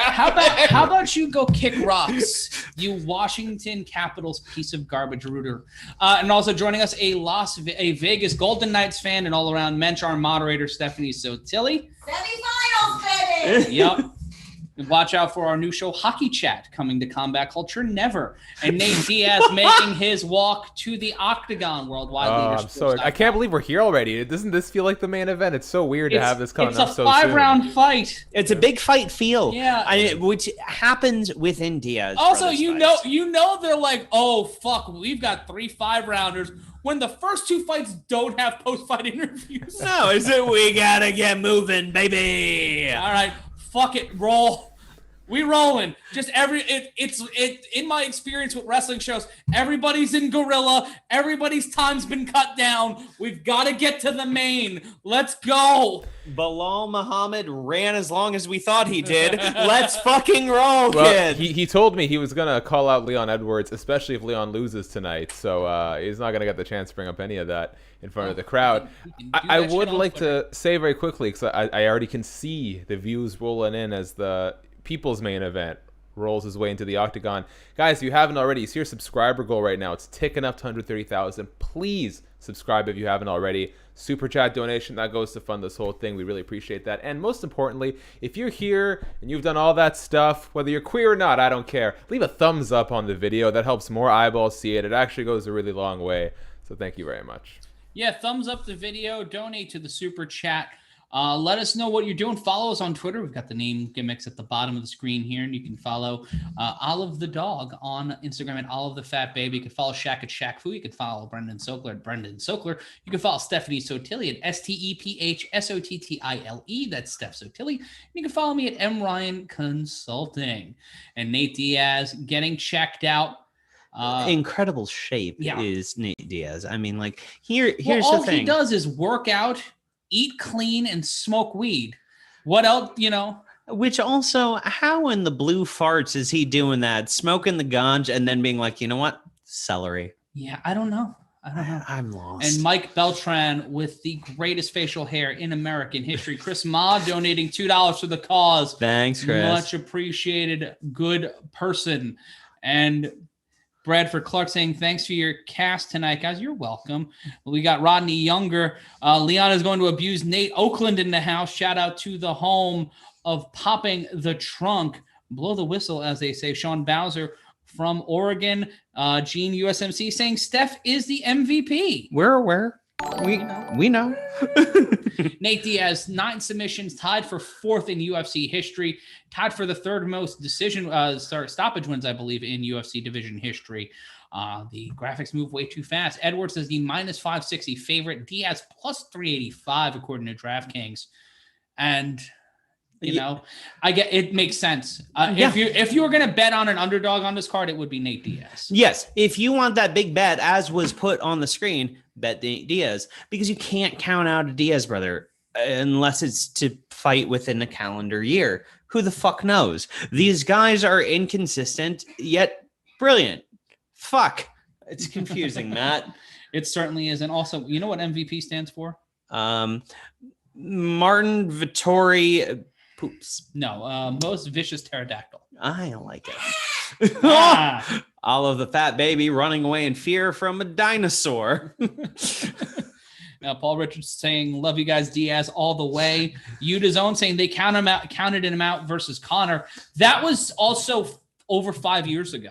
Yeah, we got to talk about this. Like when's the last time he went on a streak of wins? It has been a significantly long time since that's happened. At least half a decade. Matt Moore, shout out to Matt in Australia. Hi, Matt in Australia. Sebastian Perez saying Montel Vontavious Porter. Well, yes, of course. Obviously. Ballin'. And Leon Edwards. Why do we need the flag gimmick when they're doing the name? Yes. I feel like Dana White just got all this technology from the UFC, the ESPN deal. He was like, just give me everything. Give me all the graphics. Give me all of the things. Because that's literally every one of these entrances has been subtly more ridiculous. Yeah, no, truly. I think it's honestly, after watching that much WWE in the Thunderdome and how many graphics, he's just like, Vince won't beat me at these shitty 3D graphics. God damn it. He got that AR. He got that AR money, and he's like, all right. No, we're going to save money on building entrances. We're just going to invest all of that in AR technology. We're going to save money on paying fighters, and we're going to put it all in AR technology. Save money. I want to fight, God damn it. We've got Leon Edwards getting checked out here. Second most active unbeaten streak in the welterweight division with 9 wins. The third best strike absorption rate, 2.03 per minute among active UFC welterweights, and 3 first-round finishes. Nick Cisneros saying Diaz sucks. I mean, one could make a case. He's inconsistent. Yeah. He's very popular. He's very good, but then he loses. So, I'm not going to discount it. And shout out to Rodney Younger donating $5 to the cause. Matt Moore saying, yeah, thanks, boys. Great job you were doing. Well, thank you. You guys are doing a great job hanging out with us here inside the Yelling Studios. I'm Matt Ryan. That's Brendon Sokler, Shakiel Mahjouri over in Vancouver. And over in the other side of the room, we got Steph Sotile. And Olive, that baby. Olive can hear you now. I know. Okay. We are getting ready for a Let's big take a look fight. at the tail of the tape. Edwards 29, Diaz 36. Edwards with a 2-inch height advantage at 6'2" to the 6 foot of Diaz, a half pound in height in weight. And Nate Diaz with a 2-inch reach advantage, 76 to the 74 of Leon Edwards. I'm just laughing because Nate Diaz has a pose here that's like, I suffer from anxiety. Yeah, he was in mid-shrug. He was very Mary Kathleen Gallagher in how he was positioning himself in that. How dare you? Oh, what a beautiful set of fights that we have. 3 5-rounders. Yeah. You gotta fucking love it. This is that good. Natalia 19124. What's good, my people? Hi, friend. Glad you're joining us here again. A long time joining us here for the fight. I know a lot of us are joining later in the evening because, well, the first 2 fights didn't whet your palate. We've got 3 5-rounders for you right now. And speaking of that good Nate Diaz being announced presently, who has spent as much time smoking the ganjas, well, anything. Guys, done that mostly. I just need to say, man, the reaction for Nate Diaz, I got the audio plugged in here, deafening, and Leon Edwards. It's loud. It's loud. Wait. Leon Edwards booed in the state of Arizona? The hell you say? Shocking. How dare you, sir? Natalia 19124 saying she's here for all the action. We got a lot of action coming up. Charlene saying Diaz from the 209 certainly is. Matt Regnier saying you should drink more water, Brendan. Oh, thank you. Is it my complexion? Yeah, Sebastian Perez saying Brock Lesnar versus Khabib. That's a fight that would never happen. Herb Dean is our referee. Mud Danger asking us to fart in our hands and smell it for the fans. No. Oh. This isn't porn. Subscribe to our OnlyFans. And here we go, round number 1. Both men meeting in the center of the octagon. Diaz on the outside looking in. Very tentative start from both men. Diaz throwing a leg kick that just gets checked by Edwards. And Edwards pressuring Diaz to the fence. Diaz is back directly almost on the fence now, leading with his right hand, switches stances again, does Diaz, keeps switching back and forth between traditional and southpaw. Missing with an overhand left was Diaz trying to go for the home run on the first pitch. Did not land at all. 4:20 nice left to go in round number 1. And Edwards catching Diaz on the jaw. Diaz smiling, and both men again missing. With a right was Diaz going for the midsection. Turns his back on Leon Edwards. And now, what the hell was that? Diaz paused like he was playing Super Mario Brothers, then just came right at Edwards, and Edwards pieced him up a little bit. Both men back to, and now Diaz just shuffling his shoulders. Looks like he's about to do the Shane O'Mac dance. It's perplexing, man. It's perplexing. You had Diaz overswing like he was fucking Dan Henderson, and then repeatedly show his back, and just seem to not give a shit. This is really some Anderson Silva-esque mind games that I don't understand. No one should. 3:28 left to go in the round, and Diaz controlling the outside of the octagon. Edwards leading with his right, switches stance to the left. And Diaz bouncing, looking comfortable, but eating a right hand, tries to shake it off.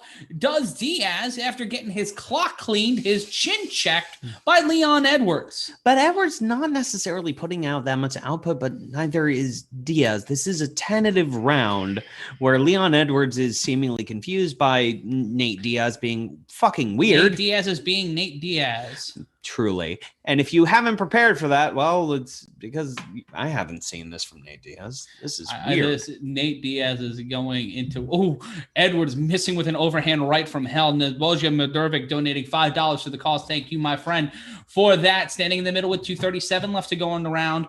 Edwards controlling the octagon, but Diaz controlling the pace, playing like Miles Davis and kind of blue. It feels like that Gallows song now. It's all over the place, scattered, eating a quick left-right combination was Diaz.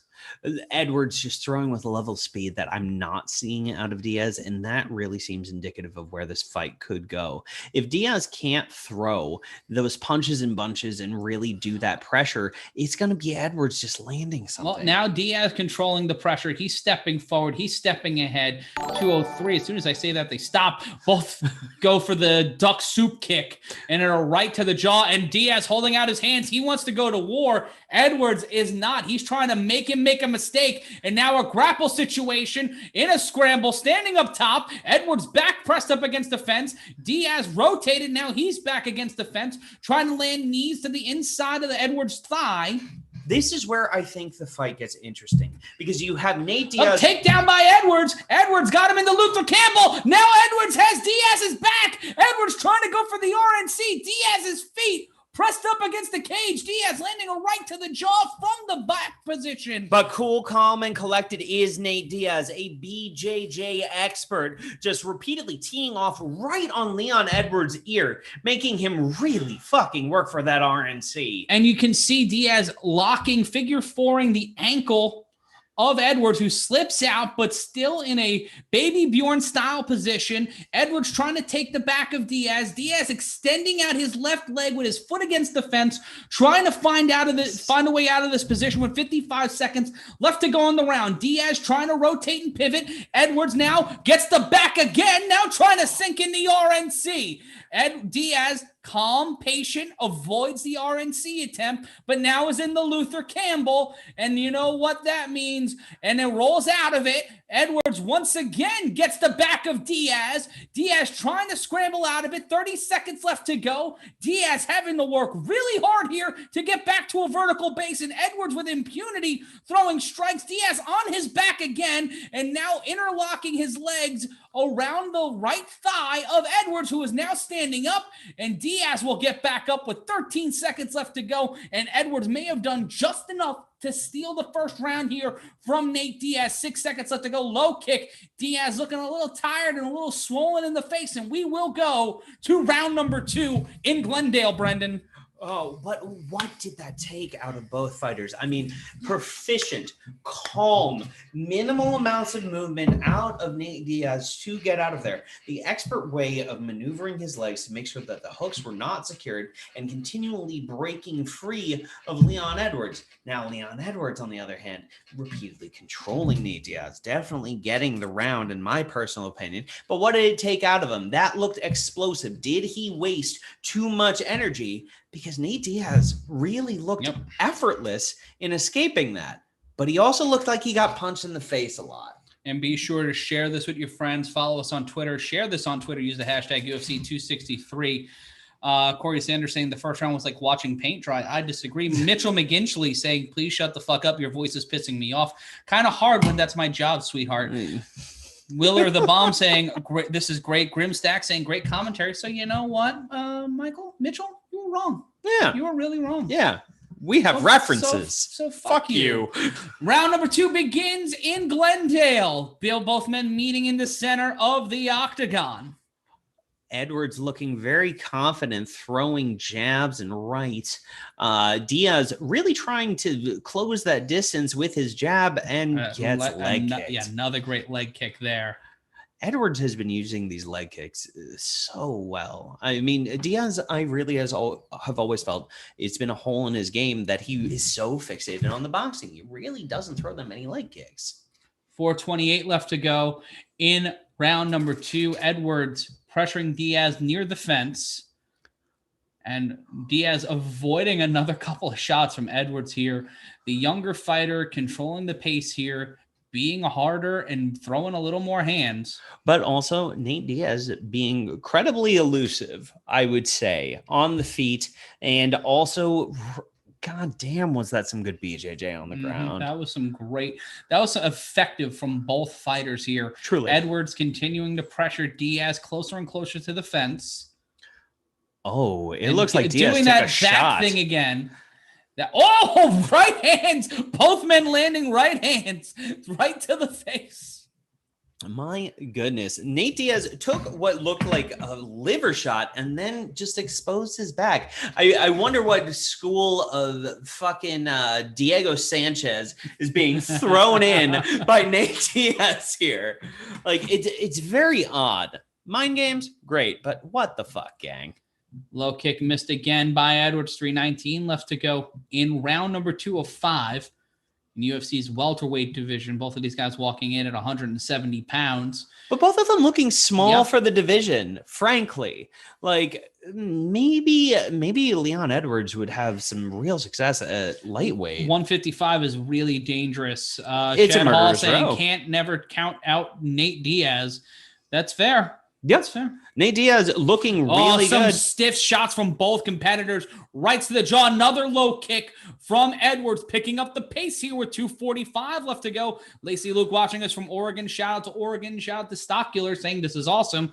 We're so thankful you're watching with us. 2:37 left to go in the round. Looking for that Stockton slap. And Edwards getting Diaz again in a grapple. Diaz landing some shots, trying to lift up his leg to avoid the takedown attempt. Nate Diaz pressed up against the fence here with 2:22 left to go. Left hand to the jaw of Edwards by Diaz. Edwards taking the back of Diaz, looking for a takedown, and he secures it. But great takedown, great defense on the ground for a moment did Diaz have. But now again, in a ball, in a pseudo-fetal position, interlocking his legs around the right thigh of Leon Edwards. Edwards trying to find a way to pop out, maybe go for a submission, could be going for a Kimura or an arm triangle here with not a lot of time left. And actually, a minute 50 is a lot to work from the ground. Diaz going for what looks like a triangle right now, or maybe an omoplata. He's really trying to maneuver those legs around. And Diaz has got the leg of Edwards. But Edwards landing a stiff shot, but a knee bar attempt from Diaz. Diaz trying to pull the knee bar, and Edwards finds a way out of it. And then a Stockton slap from Diaz as soon as he gets up. Fuck, I love this sport. This is great. Oh, and Diaz's leg gets kicked out from under him. He got the Owen Hart. He kicked his leg out of his leg, but they still move with a minute 14 left to go, and Diaz shakes it off. Showing his ass again to Leon Edwards, who kicks his ass, literally. Big high kick from Leon Edwards as Nick Diaz looks cool, comfortable, and confusing right now, and taunting the fuck out of him. Eats a right-left combination. Does Diaz, and that right leg does not look good. That knee looks a little wonky. And what is Diaz doing? He's showing his back to Edwards in a sign of disrespect. Honestly, we could call this the Gibbon strategy or the baboon strategy. Just showing ass right now. Yeah, it's a Baba. Oh!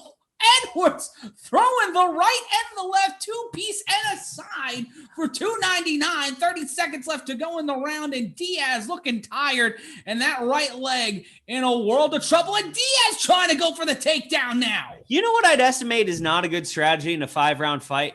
Showing your ass and getting hit a lot. I'm just throwing this out there. It seems to me that Leon Edwards probably had the first, that knee bar may have gotten Diaz the second, but getting hit that much and also taunting, I don't trust judges. A spinning back elbow by Edwards does not land, but we keep moving here at the end of round number 2. Play Voltage saying Matt and Brendon better than Rogan. Interesting. I'll take it. We should start our own supplement line. We should. It's called Whiskey and Beer. Not it. Makes you better. Not on it. Not it. Philip the Wise saying hashtag Deep Waters. Ethan Critchfield saying love it. Well, we love you. Truly. Someone saying pot smoking is catching up. Are you talking about us? Are you talking about them? No. It's Nate Diaz. Right now has always been a cardio machine, though. Let's talk about this. Nate Diaz smoking a joint at the press conference, but also doesn't really get tired. No. You hit him, he keeps on coming. I was about to say, it's the third round. What is he going to do? Like, what? He has 2 more rounds left. 3. We're heading into the third of 5. This is insane. Natalia 19124 saying, what are we drinking? We're drinking Phase 3 Brewing Company's Double Orange Chantilly Milkshake. And very tasty. And here we go with the start of round number 3 in the Elo River Arena. Right hand. Edwards just shotgunning the jaw, and an elbow from Edwards to Diaz. What an elbow from Edwards to Diaz. A thing of beauty as Diaz is trying to find that distance with the right jab. But circling back is Nate Diaz, trying not to get hit as he has been all fight. Jesus fuck, he got hit again. Yeah. That's showing your back strategy. I don't get. I don't understand it. It exposes your kidneys, it exposes your liver, and it literally exposes your ass to get kicked. Yeah. You don't want to get kicked in the ass. Right now, the live odd, Edwards is some minus 2,500 favorite. Diaz is plus 825. I'm not going to say that Nate Diaz doesn't have enough ass to continually get kicked in it. I'm just saying he's got a flat butt. William Hinson saying, stop talking like you guys know what you're talking about. Well, I do this for money. So eat my balls. Yeah. 405 left to go. Diaz missing with the left. Presses Edwards against the cage. Edwards with a single underhook of the right arm of Diaz. You have to question, though, the type of BJJ that Nate Diaz does. It seems effortless, which in a 5-round fight is absolutely gorgeous for your cardio machine strategy that Nate Diaz has. Leon Edwards is putting so much output behind his strikes, behind his defense. Is he going to get noodle arms? Yep. Shout out to Charlene about Nate Diaz's ass. It's flat but nice. 3:30 left to go in the round. I've been called the same thing. Flat but nice. 3:26 left to go. An overhand left from Diaz does not land with enough, but a low kick by Edwards. This seems like a good strategy for Edwards. When you have a boxing position the way that Nate Diaz does, you leave that lead leg open quite a bit. I would love to see a few more leg kicks out of Leon Edwards. And Edwards controlling again, those on a single underhook, trying to go for double underhooks. Now gets him into the Luther Campbell. Gets the back, but still standing, and another leg takedown, a trip takedown by Edwards with 2:55 left to go. And now trying to go for top position here and trying to go for side control, but Edwards having that right leg again controlled by Diaz. Now, Matt, would you have gone into this fight thinking that you were going to see such grappling proficiency out of Leon Edwards? I feel like he was trying to show off another element of his game. If you kept this fight standing for too long, Diaz's power, as we've seen time and time again, is a little too much.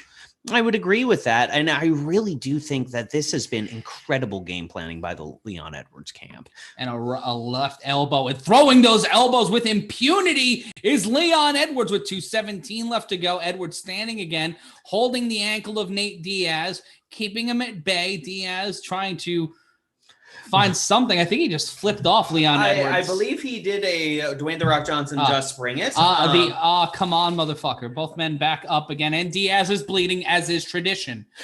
156 left to go in the round. Flair bleeds, Diaz bleeds, Hogan poses. There are certain laws of combat sports. And we have a stoppage here. And it looks like Nate Diaz's junk needed to be readjusted.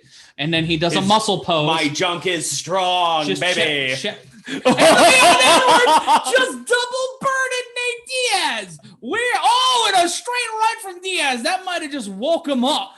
Oh, my God. Edwards landing on the chin of Nate Diaz, who is still wondering, is it my blood? Is it my junk? What's going on here? It's getting leg kicked. All right, guys, I just wanted to chime in. Yeah, because I got my ear on the audio. I cannot tell you how loud the crowd got when Herb Dean let the fight go on. I think everyone had PTSD from that Jorge Masvidal doctor stuff. And now Edwards going for another takedown. Diaz trying to find a way out of this with 1:10 left to go. We do not want what happened in MSG happening again here tonight. The baddest motherfucker ends in a doctor stoppage. Yes, and a minute left to go. The Luther Campbell still applied here from Edwards. Edwards almost getting caught in that knee bar again. Almost caught another knee bar attempt, but takes the back of Diaz. Diaz trying to cradle, go for a reverse cradle. And takedowns land. The most takedowns for Leon Edwards in his career up until tonight was 3. He's just surpassed it with 4. The hooks looking to get in by Leon Edwards. He's got one leg over. Diaz comfortable but bleeding. And Diaz bleeding from the eyebrow, and it looks like from the right temple, like right of his forehead, right where his hairline goes. You know, I'd be curious to see what was the thing that busted him open. I had a lot of pundits and commentators saying Leon Edwards' elbows. Yeah. Oh, and a spinning back fist, and Diaz just eats it and walks forward like he's a goddamn zombie. This may not be technically the greatest fight of the night, but in terms of showmanship, in terms of story. Oh, this is what you wanted from a Nate Diaz fight. Turns his back on him, and we will go to the 4th round. And we're looking at the replay here, and then we see the elbow that busts open Diaz's eyebrow. It was the elbow. It was like hitting a sledgehammer through rice paper. Oh, buddy. Those cuts, Matt, right above the eye, they impair vision. They are. Oh, that is bust. That is a lot of raspberry jam, and he has a split wide open that you can drive a small utility vehicle through, like a three-wheeler. You can fit one through there, and you can see a mouse forming on the eye of Nate Diaz, and he is spitting blood out of his mouth. He's going to have to work fast. Nate Diaz drinking Monster water. Is that energized water? I believe it's just water from Monster Energy drink, which contains 93% methamphetamine. I'm kidding. Monster Energy, we want your money. But Nate Diaz looking worse for wear, and yet not. No. Swagtastic is Nate Diaz adjusting his cup, ready to fuck around and find out. And here we go. The fourth round. We are in championship rounds, quote unquote. The winner wins the SMF, the saddest motherfucker championship. That's my title. I'm going to hand it to the winner. 4:55 left to go in round number 4. Diaz swinging for the fences again. Not landing, but Edwards coming forward and a kick to the body. And Diaz hard by Leon Edwards. Walking through and just trying to survive here with 4:37 left to go in a full other round. And both of these guys laying the law once again, prepared for war. Right-left combination from Diaz, and Edwards just follows up with the left. It's combinations from Diaz, and then that counter punch from Edwards, and then another leg kick from Leon Edwards. Both of them coming for Dana White's money right now. Yeah. That award bonus is dangled in this fourth and championship round. Now, neither fighter has done much in championship rounds. No. This is late in the game, and while both are known as cardio machines, when you have a cut like Diaz has over the eye, you gotta question how much longer he wants this to continue. Oh, and Diaz gets wobbled from an overhand left, and Diaz still standing, but he just ate it on that overhand left from Leon Edwards. Leon Edwards looking cool, calm, and collected and ready to fuck up a Diaz. And Diaz just bachataed in the middle of the octagon. 3:36 left to go in the round. And Diaz turning his back again to Edwards, showing off for the judges. But this man has had his jaw taken and sent 5 blocks down the street at least 3 times in this fight, and needs another overhand right from Edwards. This is truly impressive work from Nate Diaz. I get that he's probably not winning this fight right now, but hot diggity fuck is he showing up for that award bonus, that fighting spirit, that fight of the night. And another left-right combination from Edwards, changing the narrative, and a sweep! He just oopsie-daisied him! He oopsie-daisied Nate Diaz! Nate Diaz giving Leon Edwards a dab. That was pretty good, motherfucker. Yeah. He whoopsied. He whoopsied real hard, Matt. He literally pulled the rug out from Nate Diaz, throwing a right Diaz, not landing it there, straight right, not landing from Edwards. Goddamn me. And another shot to the jaw, another left hook loaded by Leon Edwards to Nate Diaz. Diaz has to have his confidence checked after falling flat on his ass after that and getting a leg kick. And Diaz just walking around saying, "No, what's going on here?" He's just pacing back and forth. He's dancing, and then Diaz just fucking with the guy who's winning the fight. Yeah. I am earnestly confused. Diaz goes for the right and walks right into Edwards and presses Edwards' hand across his chest so he doesn't get punched. If Nate Diaz had KO power, I would honestly feel better about this strategy. But Nate Diaz really gets that high volume of punches, and he's not getting that in by showing his ass. Right-left combination from Edwards. 1:48 left to go in the round. Tentative are both men. Edwards throwing a leg kick, and Diaz doing the Hogan you. Oh, and a left from Nate. Nate going for a takedown now. Presses Edwards up against the fence. 1:30 left to go in the round. Just about a half hour past it. But what the fuck is he thinking, honestly, after... He's going to have to... He needs to slow down the fight and make Edwards miss, which he just did there with that high elbow. But he's had no ground control this time, Matt. And as we he almost pulled that knee bar. But that is counter submission work. And his striking is the thing that seems to be getting him points. And Edwards kicking the back of Diaz's hamstring Diaz feeling that one. His leg wobbled for a second. A minute left to go in round number 4. Right-left combination from Diaz. Edwards putting his hand behind his back, pulling a Nate Diaz on that one. And just both of these guys throwing hands at Edwards with a left elbow. Fuck you. These elbows from Leon Edwards, they're not John Jones-ish, but they are Leon Edwards-ish. And they overhand left from Diaz into a flying right to his jaw. And if that hit another human being, they would be on the ground crying and not knowing what month it is. Spicy take, Matt. I don't want to get hit with it. Nope. Let's take a look at the significant strikes. Leon Edwards landing 58 of 102 for 52%. Diaz only landing about 43 of 111. The stats speak for themselves. Yeah. Leon Edwards, just an output machine and not looking tired. Nate Diaz looking confusing. Just honestly confusing. What the fuck am I dealing with right now? And that will be the end of round 4. Somehow, some way. We're going to round number 5 here. Is this the round where the finish comes? I don't know, Brendan. Let us know in the chat. We've got 2 more fights. We are in our Coco main event, and Edwards just lit the lamp on Diaz. He knew he got hurt on that one. That elbow, that seems like a game changer to me, Matt. Heat Rider saying, quit the Diaz blasphemy. Amber Pennington saying, y'all are the best live commentary.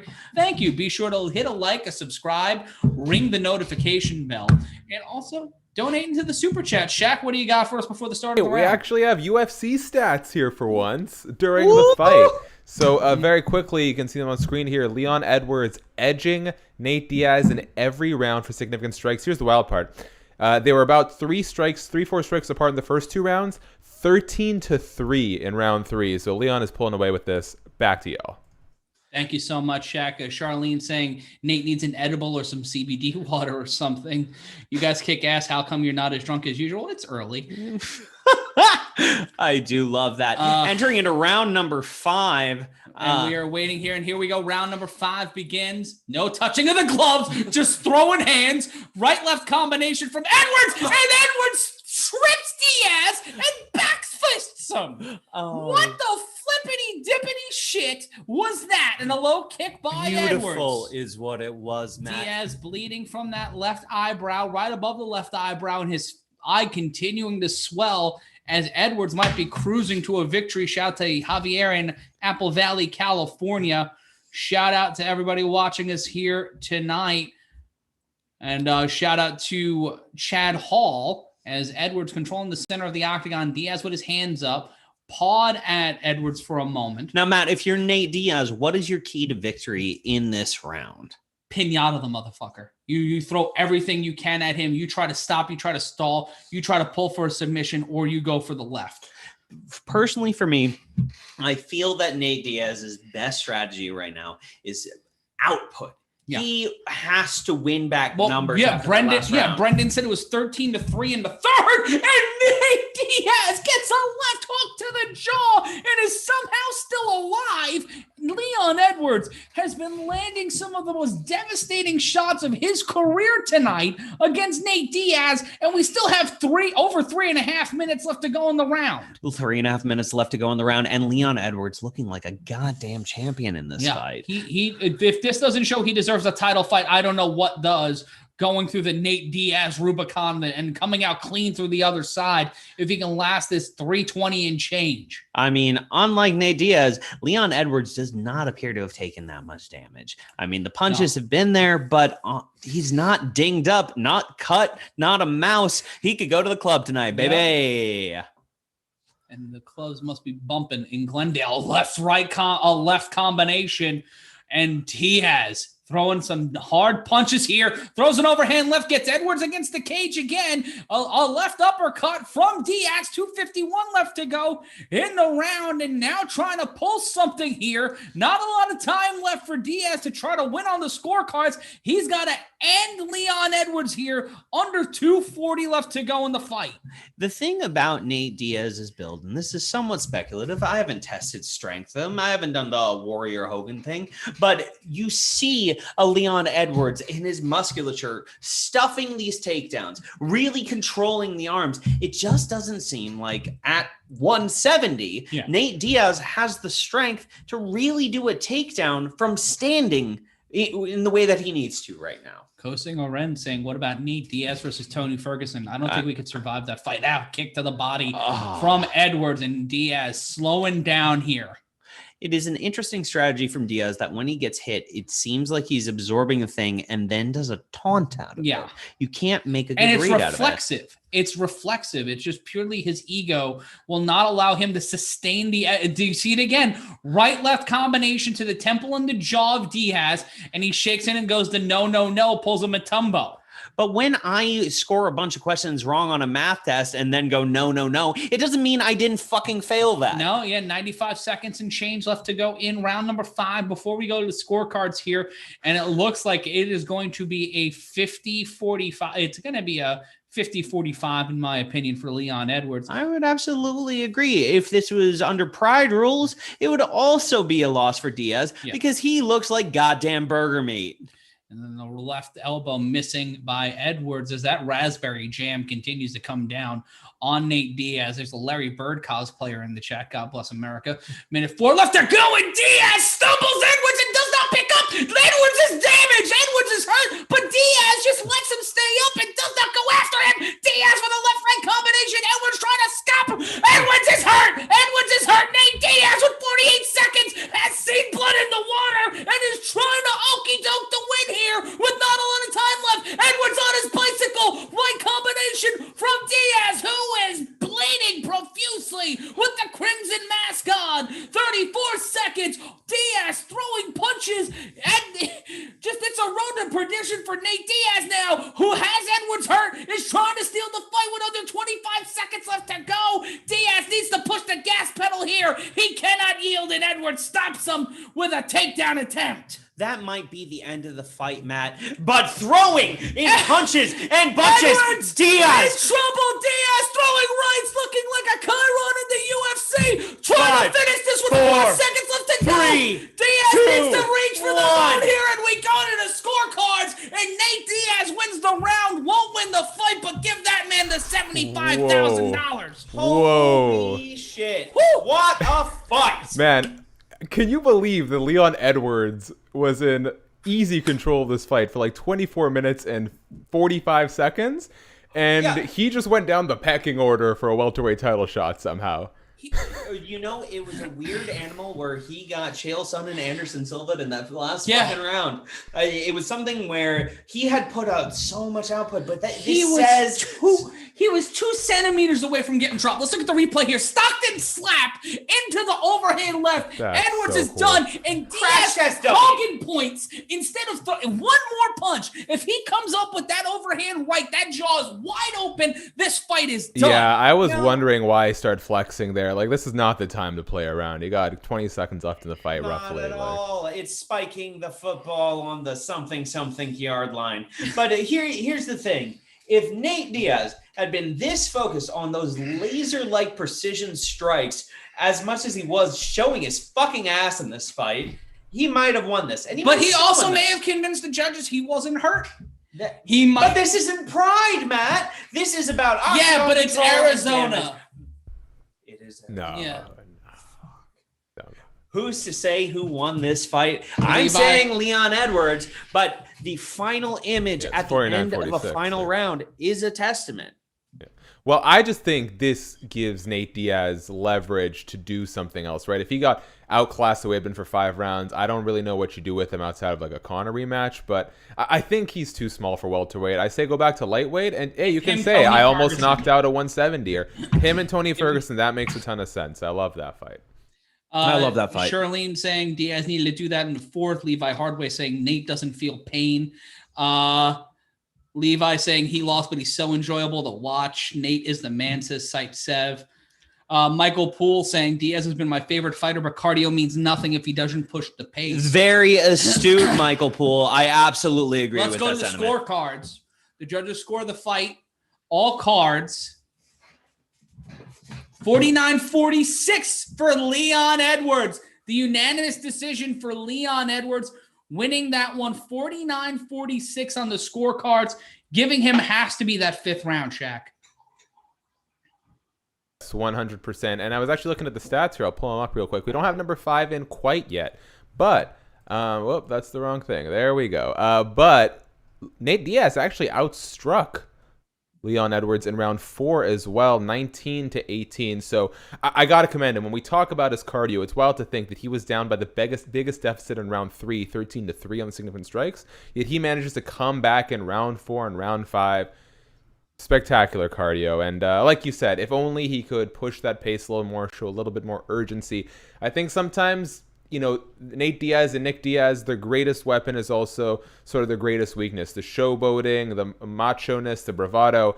It gets people off guard. It builds their brand. But at times like this where you just need a guy to be serious, he got serious, but it, like you said, it's possible that 2-3 second delay where he was pointing at Leon instead of going for the kill cost him this fight.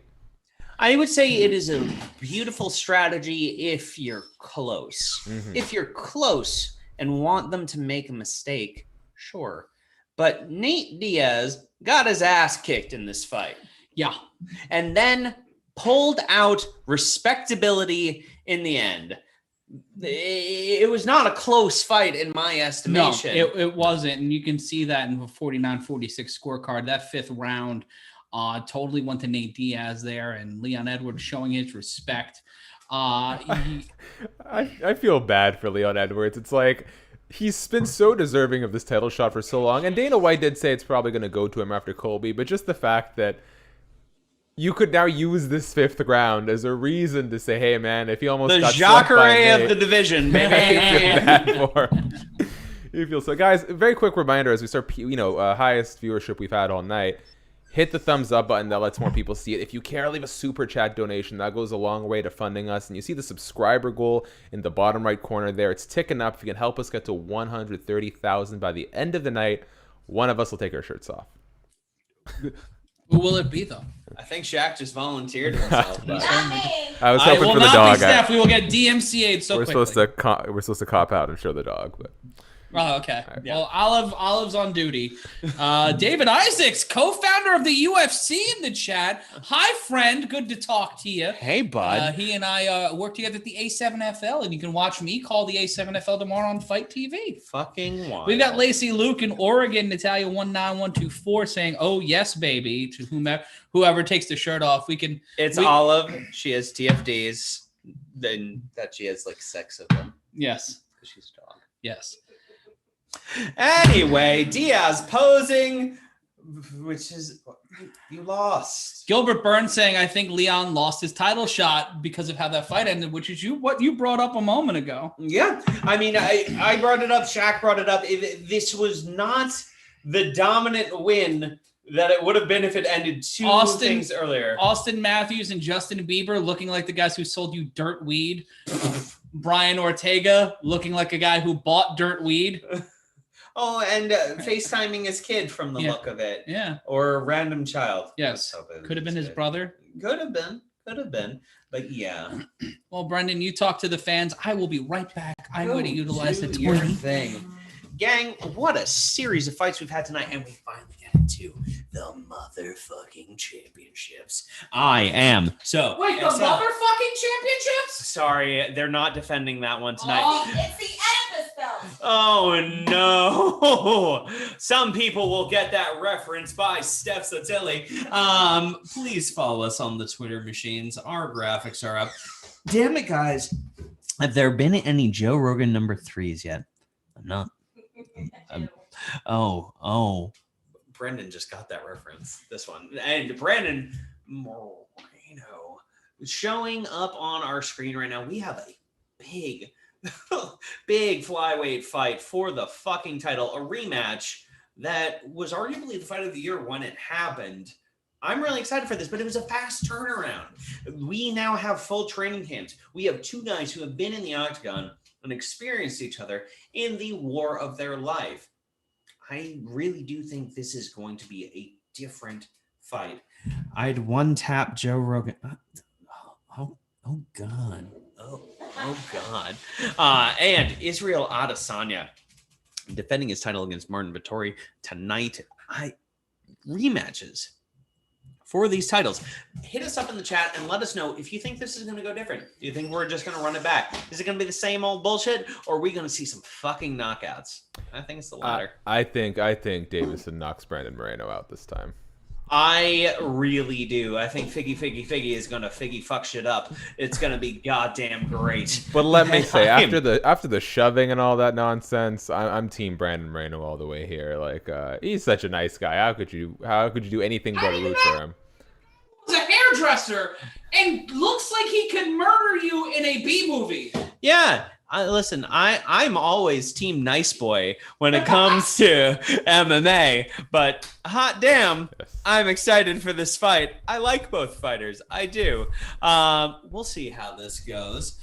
We have a Go Mexico from Cat's Meow, and Sean Bowser says, a new featherweight. Jay Durant saying, Izzy strikes with the precision. His style is entertaining. Kendrick Sibley asking, is Tank Abbott fighting next? Please. He's fighting something. Look, I have been advocating for this for over a year. We just had 4.6 million viewers last week. Yes. We have a great viewership tonight, and we love you guys, and we're going to be back with the Connor fight.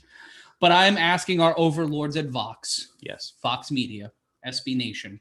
I'm asking Tom, Nate, anybody who will listen, let me produce and promote a freak fight card to air right here on Combat Culture. Can we please get just like, if Triller can do it, if Showtime can do it, can we get Tank Abbott versus Demetrius Johnson? No, here we go. Old school UFC fighters. Lay it on me. Against TikTokers.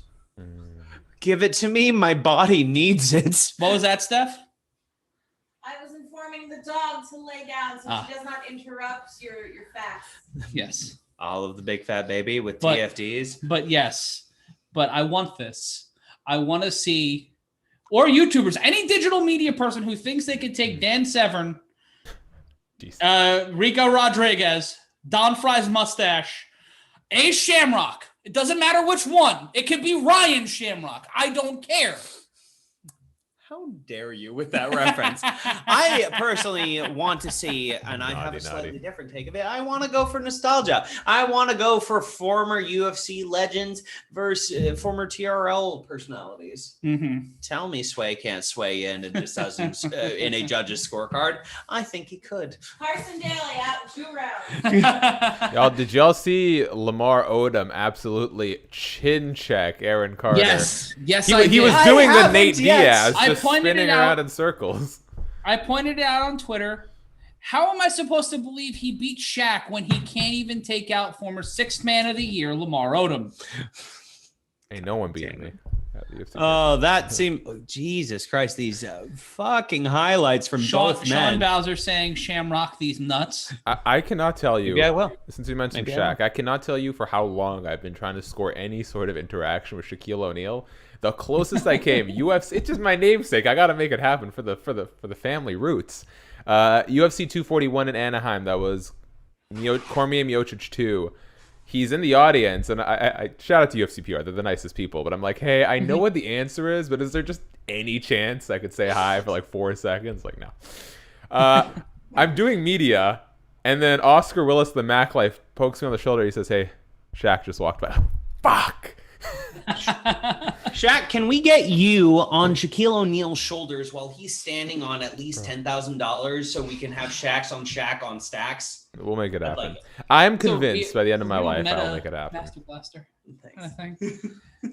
Well, let's get Shaq to meet Shaq. Hashtag Shaq meet Shaq on Twitter. Brendon Moreno gets the fancy flag graphic as he makes his way to the Octagon. Damn it, Dana. We haven't seen Dana White all night. We have not. I wonder if that psychopathic puppet will make an appearance tonight. We don't know. We've not seen Dan since our last broadcast, but we have seen him on the Yelling YouTube channel. He works with me over there. I don't know why I hired him, but right. Let's take Dale Garza, Brandon in 2 halfway through the round. Sean Bowser, did you guys watch the 30 for 30 about Chuck and Tito? I watched that when it came out. And I'm probably going to rewatch it again tonight because I've been rewatching the first season of The Ultimate Fighter on Hulu. Oh. And cute. Yeah. Yeah.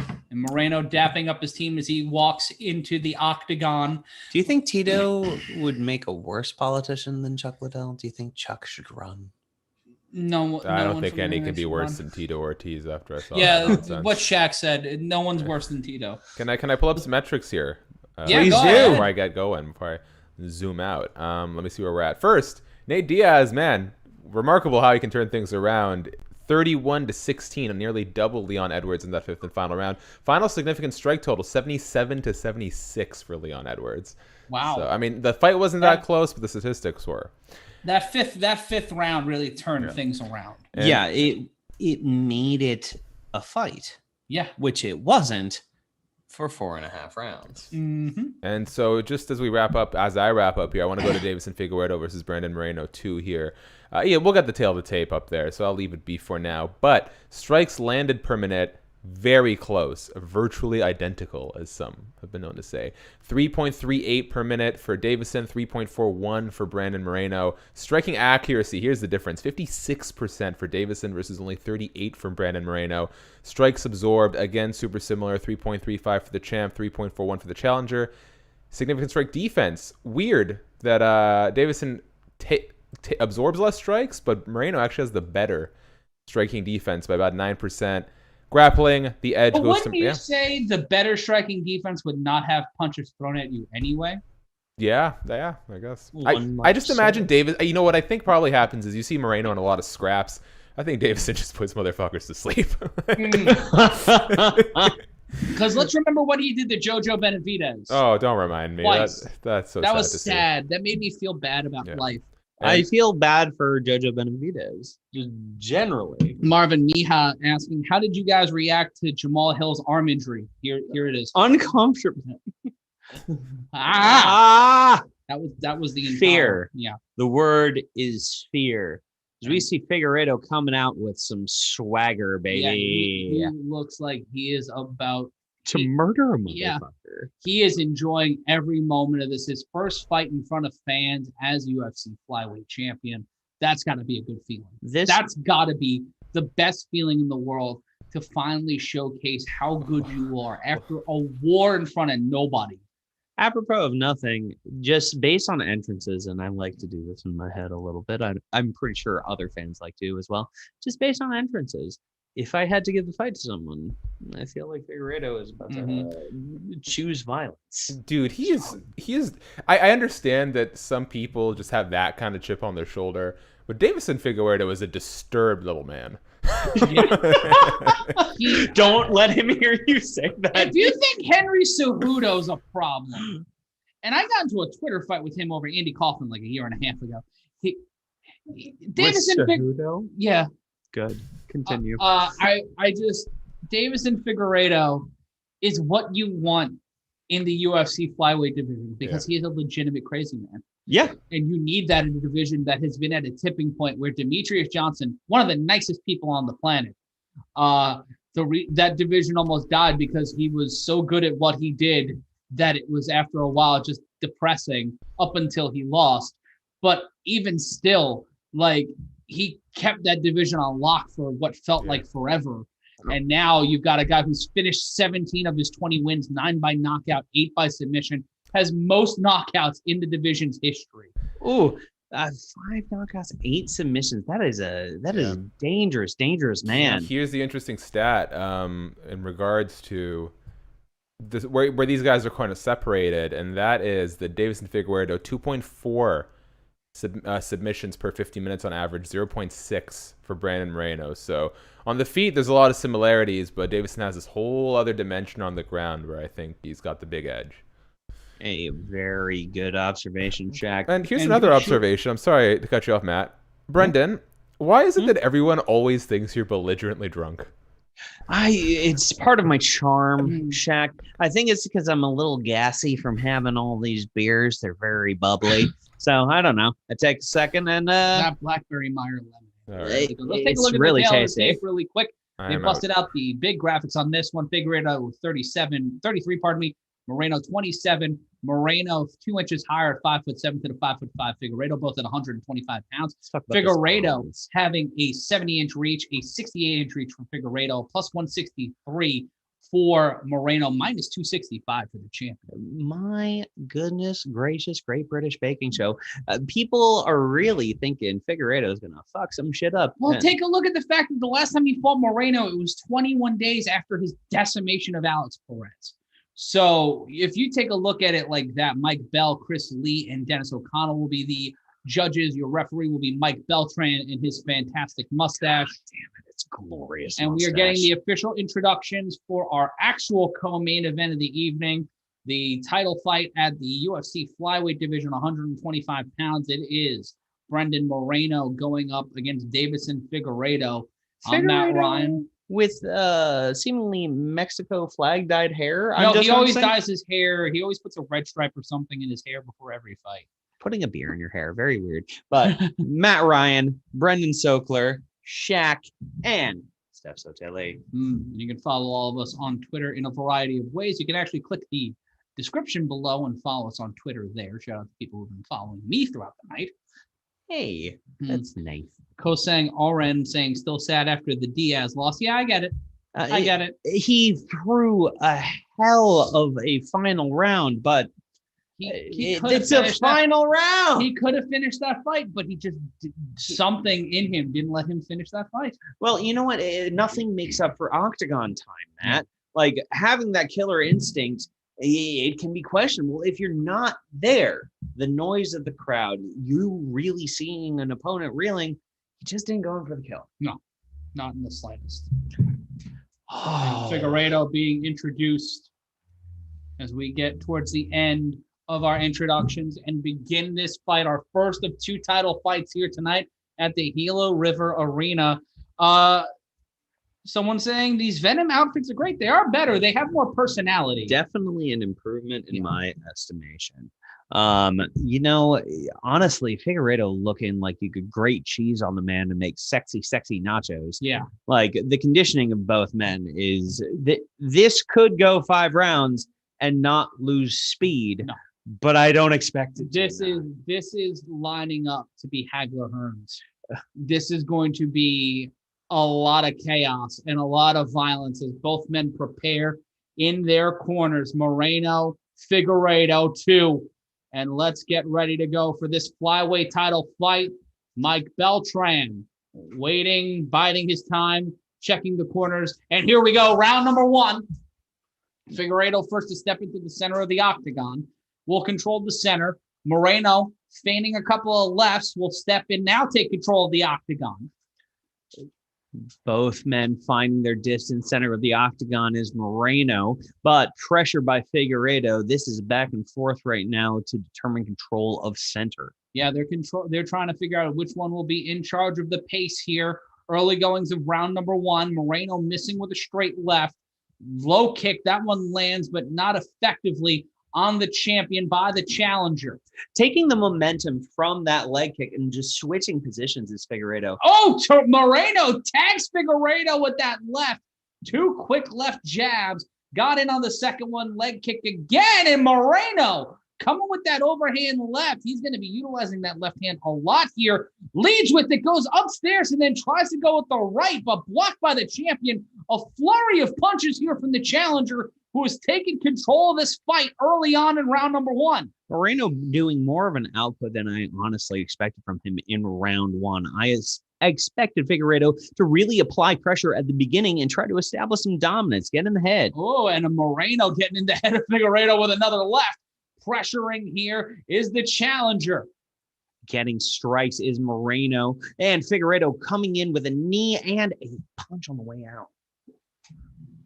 Left to the body. Figueiredo in trouble for a second. Left, right, upstairs, downstairs.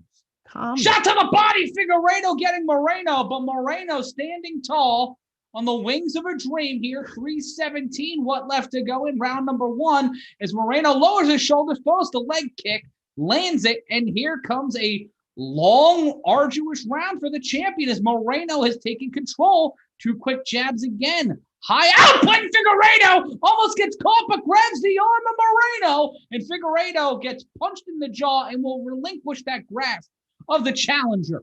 I will say this for Figueiredo, while he's taking these hits, he doesn't seem phased by any of it. They're hard shots, though. You can see, and a leg kick from the champion. No, not to take anything away from Moreno. It's just cool, calm, and composed and ready to strike. Could you strike, though? Yeah. Could you strike, though? An overhand left, and Moreno catches Figueiredo on the fade. Needed a body by the challenger. 2:28 left to go, and we've got ourselves a slap fight here. Both of these guys, Moreno throwing a high output of strikes. Figueiredo keeping his hands low, trying to lure Moreno in. I have to question the strategy when you have not put the output in. And we are 2:10 left to go in round number 1 of 5 for the UFC Flyweight title. Matt Ryan joined by Brendon Sokler calling the action here in the center of the octagon. And a left uppercut right hook from Moreno. Figueiredo gets hit with a left, stumbles back a little bit. Speed kills, baby. Oh, and Moreno getting caught with a leg kick. Almost got flipped over by Figueiredo, but finds a way out. 1:45 left to go in round number 1. What I was saying was speed kills, baby. You see Moreno just really putting out high output this round. Unquestionably, I'm giving this round to Moreno so far. And let's look at the significant strikes here. 24 landed by Moreno so far. 1 by Figueiredo. Figueiredo gets his leg caught. Moreno. Oh, it's a great inside boxing in the elbows. Figueiredo is down. Moreno strikes. Figueiredo has knocked down the champion with a right hook. Pardon me, right uppercut, and Figueiredo is down. Moreno on top, trying to get on top position, trying to posture up, but Figueiredo holding on here with 1:08 left to go in the round. Pulling guard is Figueiredo, and this is where Figueiredo is also dangerous. He's getting his composure back. He's got Moreno's arms. This could be a good position for Figueiredo if he decides to actually pull something, but we haven't seen that in this fight. We have seen nothing but output from Moreno. And Figueiredo holding the arms of Moreno, making him work here. Posture, almost bridges, almost put him in a cattle mutilation. Figueiredo gets up and now has Moreno in trouble. Uppercut from hell, missing by the challenger. 35 seconds, both men back in the center of the octagon. Left hook thrown by Moreno, does not land, but that left hand is a motherfucker. 25 seconds left to go in the round. Sean Bowser trying to get an and noose thing going in the chat. That's not there yet. 18 seconds left to go in the round. Honestly, Moreno taunting right now. He looked like he was dancing, switches up his legs on the footwork. Great footwork into the kick. And Moreno throwing with impunity here, that left hand taking a little bit of time. And we will go to the end of round number 1 with the champion looking like the challenger and the challenger in firm control. Okay, so we get into something similar with the Nate Diaz fight, where I am really wondering about execution from Figueiredo. You have high output from Moreno, but also these little brilliant flourishes that I feel like have to affect you psychologically if you are Moreno. The way that Figueiredo controlled the ground game after being hurt, it has to be a confidence check. Because if Figueiredo takes this to the ground at any point, because he was hurt and was starting to really mount some offense down there, and make some attempts, it has to make me question bringing this to the ground. But also, why would I bring it to the ground if I'm Moreno? I am hitting him with impunity. Yeah. What a weird fight. Word of the day is impunity. Impunity. Look it up, baby. And remember, folks, July 10th, Saturday night, July 10th, the next time we will be with you here on Combat Culture. Well, maybe. But it will be Poirier, McGregor 3, UFC 264. Join us Saturday night, July 10th at 9:45 Eastern Standard Time, the beginning of round number 2. Both men trying to establish distance. Live odds right now, Figueiredo plus 155, Moreno minus 205. And a left-hander, we got to fight in the phone booth for a second. Moreno getting clocked twice. Figueiredo trying to go for the takedown. Moreno gets rubber band eight-eyed, and the champion in control here early going around 2. Now trying to reverse the trend, turning into side control. Moreno in trouble. cradled up, shoulders not down, but could be pulled into a guillotine, maybe a bulldog choke from this position. The champion trying to squeeze here, holding the neck and punching the rib cage of Brendon Moreno is Deiveson Figueiredo. This goes into what I was saying earlier, Matt. It has to be a confidence breaker for Moreno, the way that Figueiredo controlled him on the ground when he was hurt. And now that he's recovered, owning him on the ground is Figueiredo. Yeah. Victor Barrios shouting out Moreno, B wanting to hear me call a Triple Crown race. Cool. Let's add horses to this fight. 350 left to go with Figueiredo in control and hammer fist to the thigh of Brendon Moreno. Moreno came out like a house of fire in round one, nearly stopped the fight. But now Figueiredo slowing the pace down and maybe making this a 10-9 round after maybe losing 10-8, Brendon. How dare you? But there's a Brendon in the fight. Yeah. I get it. But making him work for it is Figueiredo right now. After such high output, making him try to catch his breath and dominating him on the ground.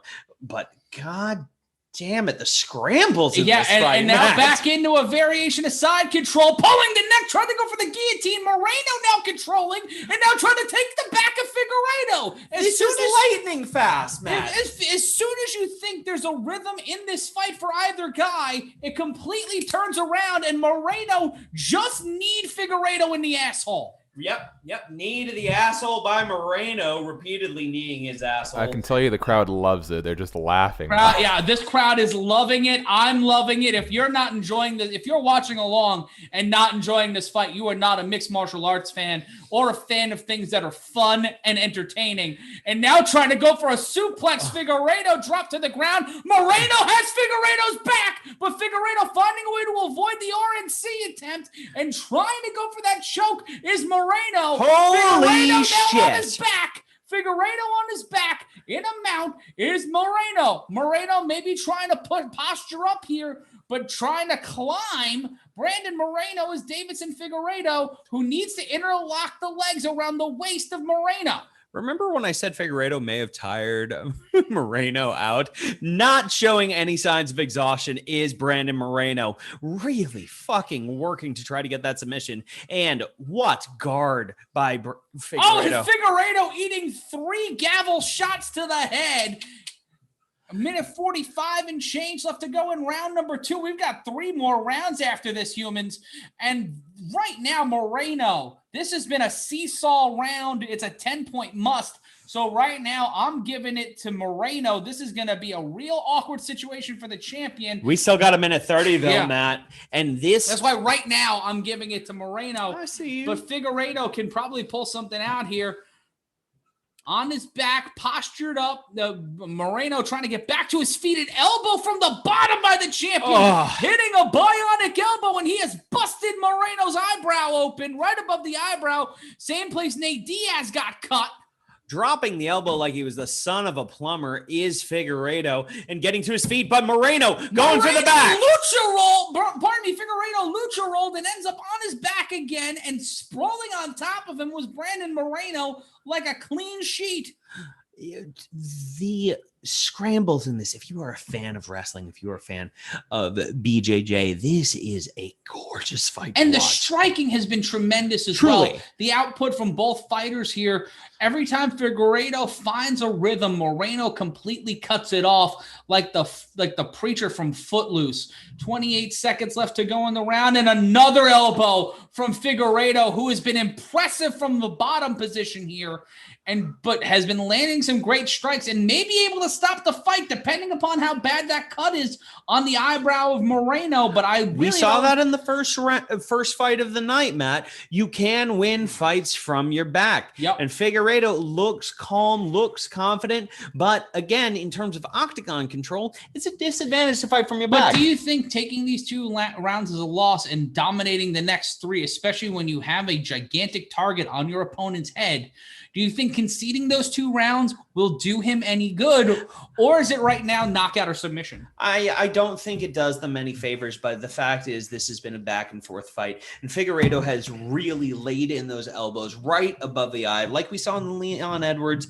Nate Diaz fight. These things add up. When you bleed, it is harder to see, and Figueiredo, I believe, will tee off if he can manage to get just a mouse under that eye or a cut over that eye. I could really see him doing some damage. But right now, Moreno, his output is unfuckwithable. And the scrambles, oh goodness gracious, the scrambles in this fight. It is anyone's game on the ground. Moreno controlling quite a bit, but Figueiredo really laying in those shots from his back. I don't know, Matt. This is a tough fight to call, but right now I have to give it to Moreno for the first 2 rounds. Yeah. But what about it's 20? Yeah, it's 2017 in my opinion. Yes. Because it's not. It was a 10-9 round and a 10-8 round. Would you really score one of those a 10-8? The first round I think is a 10-8 round because it was Moreno with nearly 10 seconds gone by here in round number 3. The live odds now changing a little bit. Figueiredo plus 230. Moreno minus 325. Goodness. And we're seeing fans in the chat caping for their favorite fighter as Mexican and Brazilian flags are littering the chat. Shout out to everybody watching us from across the world. I'm Matt Ryan, Brendon Sokler. Nothing going on just yet in the round circling from both fighters. Left jab thrown by Moreno. Kick to the body by Figueiredo. 420. Nice left to go in round number 3. And you see that they are a little bit tentative coming out of that round. Yeah, so much damage was incurred on the ground. A spinning back kick from Figueiredo. And a straight left from Moreno, who eats one after throwing another one and a body kick, but an overhand right from the champion. The champion trying to turn the tide here. Over a minute gone by in round number 3. An overhand right missing by the champion. Almost gets clipped in the jaw by the challenger Moreno. As this fight continues, straight left thrown by Moreno. This feels different, Matt. The Figueiredo changing his stance a little bit and seeming more comfortable while Moreno seeming more desperate. Double underhook attempt turned into a back take attempt by Moreno. Moreno has Figueiredo's back. Moreno rolls into it on protecting himself, trying to avoid the RNC, keeping that left arm away from the jaw of Deiveson Figueiredo. But he's got the figure 4 of the body, Matt. He's got the body scissors. Moreno in control. Figueiredo trying to avoid the RNC here. Trying to avoid the submission. Moreno with 3:11 left to go in the fight. It's a long time. In control. This is a long road for Deiveson Figueiredo, who is losing this fight right now. Finds one way out of it. Punches to the side of the head from Moreno as Figueiredo needs to figure out what to do and back into the RNC attempt. Here's the challenger, the champion body fighting. Scissors, Matt. You struggle to breathe. And when you struggle to breathe, your arms are going to get a little bit tired. How long can he keep this up with almost 3 minutes left in the round? 2:40 and change left to go, and there's the RNC attempt again, and this time it's locked in. It's locked in. Figueiredo taps. Deiveson Figueiredo has tapped. Brendon Moreno has changed the fate of the flyweight division, and now Mexico has a world champion in the UFC, and the Gila River Arena is on fire. That fucked me right up. I'm a little emotional. God damn, that was beautiful. What fight, what tenacity from Brendon Moreno. What a title win. Oh, what a title win. Wow. We're seeing it in the chat here. And you see him crying in the Octagon. Figueiredo giving him respect. Run it back. Let's go. Round 3. Round 3. Give it to me, baby. And give him 21 days again. Let's run it back. Hugging are both men right now. Signs of respect from both men. And as they should. They're building this goddamn division. Yeah. These guys are the saviors of the 125-pound division. Shaq, you got something for us? I just can't imagine the stock of the division not going up after these last 2 fights. And it's funny, at the top I mentioned how when you look at the big differences between these guys, it's in the grappling department. Man, egg on my face because Brendon Moreno absolutely dominated there. That kid is good. That kid is good. Truly a virtuosic performance by Brendon Moreno. And showing up against, listen, Figueiredo is fucking great. And he showed up big in this fight. It's just Brendon Moreno was that much better tonight. It was his output, it was his tenacity, and also I gotta give a lot of credit to the way that he executed on the ground. He exhausted him, body scissors grabbed by Brendon Moreno, cutting off the wind. It was such an amazing fight from Moreno. Like, I didn't mean to snide him. John Bennett donating $5 for the college. Drink more whiskey. Well, the main event's coming up. We're beering tonight. Yes, this is a delicious beer. It's really fucking good, gang. But damn, what a beautiful performance. I'm honestly a little misty. Okay, fine, and new. Grady, I think that has been earned. Luis Cali Rodriguez, Viva Mexico, Cabrones. Ahmed, Are we the Cabrones? I think so. Cabrones, yeah. Yeah, Cabrones. Yeah, everybody is excited for Moreno. And you can see his corner on the replay here, just nothing but elation here. And next, when Israel Adesanya comes out, the energy now in that building. Oh yeah. Marvin Vettori might have fucked up. To be in this arena after so many months of quarantine. I know y'all are feeling it. I've been feeling it. I'm right next to Matt Ryan and Steph and all of the big fat baby, and I'm fucking flying. Shaq's cool too. Yeah. But he's 87 time zones in a country away. Yeah, but you still feel the energy. Mm-hmm. But it is something where there is a difference. There is a difference with the adrenaline spiking when you hear your name, when you hear your music. Moreno openly crying here as he gets the UFC Flyweight title, the first Mexican champion, with the 4th round submission due to a rear naked choke. A 3rd round submission at the Assassin. What a classy move by Figueiredo. The Hagler Hearns of the UFC Flyweight division. And you see Moreno's family. His daughter is there in a dress with little earbuds. Yeah, it's like when Drew Brees' kid cost Pat McAfee the Super Bowl a decade ago. This is an awesome moment for mixed martial arts. It's an awesome moment for the UFC and an awesome moment. I'm gonna cry. This is beautiful. Brendan is crying already. Yeah, no, this is fucking me right up, kids. I'm a sensitive man. Yeah, there we go. I got my tears going too, actually. We would have thought it. Happy families don't make me cry. They just make me remember my family's unhappy. Oh. Let's take a look at the chat. Ko's saying, saying, I'm afraid we're going to have 2 new champions tonight. No. Leave a super chat for the man tears, please, and thank you. Yeah. I mean, goodness gracious. What a thing for Brendon Moreno having 1 new champion, because we're not going to have 2 tonight. No way. I do also have a news update. During around round 2, Joe Rogan offered an update. Jamal Hill, arm is not broken. Very dislocated, but they just popped that sucker back in. That arm was like a window shade. That arm was just the floppiest. Yeah. But right now, let us know in the chat, would you want to see them run back a round 3?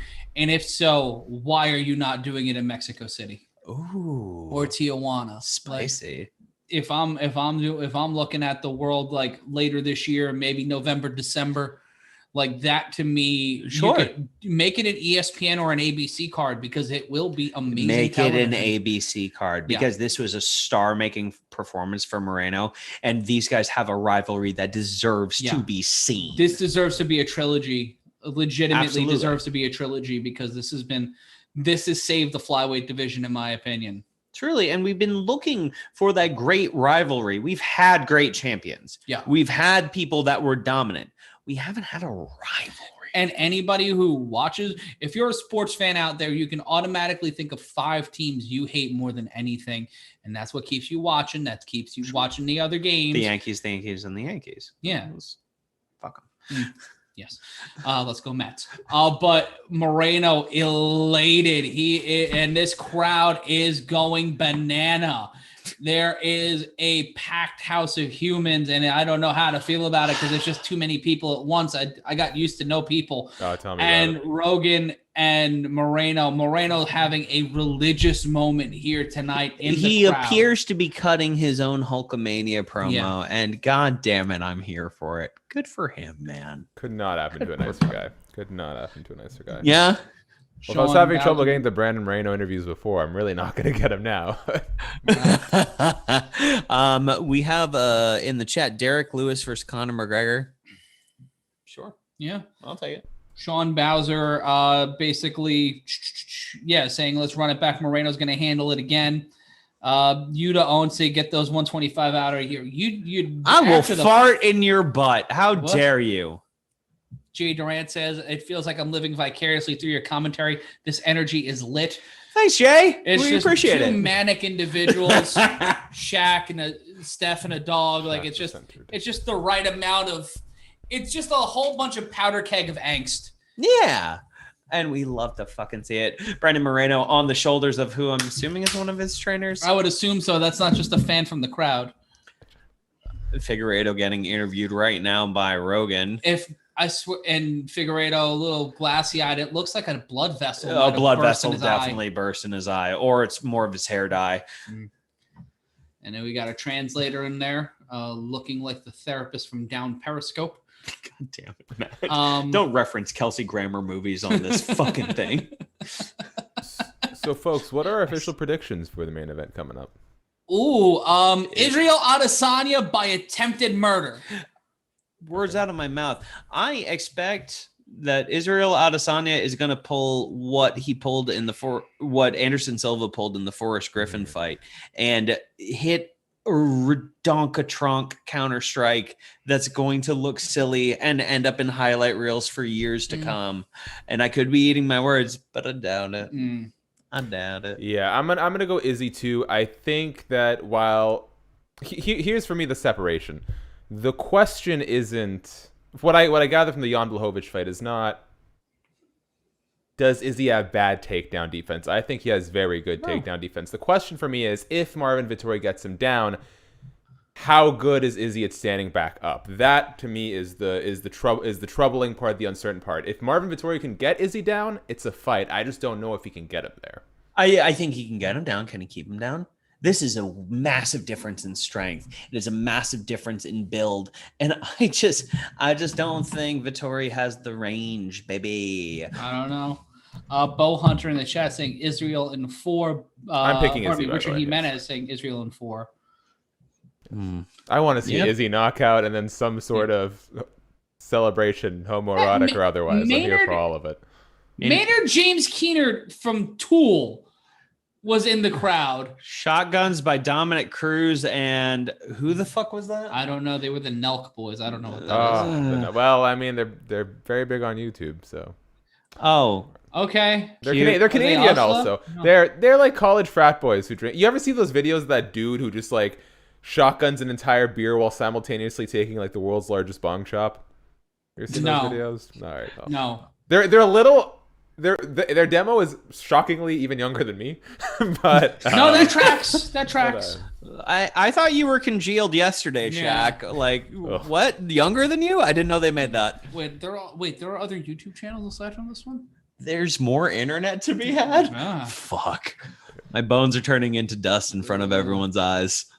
And also, if you want to support what we're doing here, leave a comment. Hit the subscribe button, hit the notification bell, hit the like button too. Hit that thumbs up. Someone says they love my Khan Academy videos, and I don't know what that is, and I don't know if it's racist, but I'll take the compliment. So I don't know.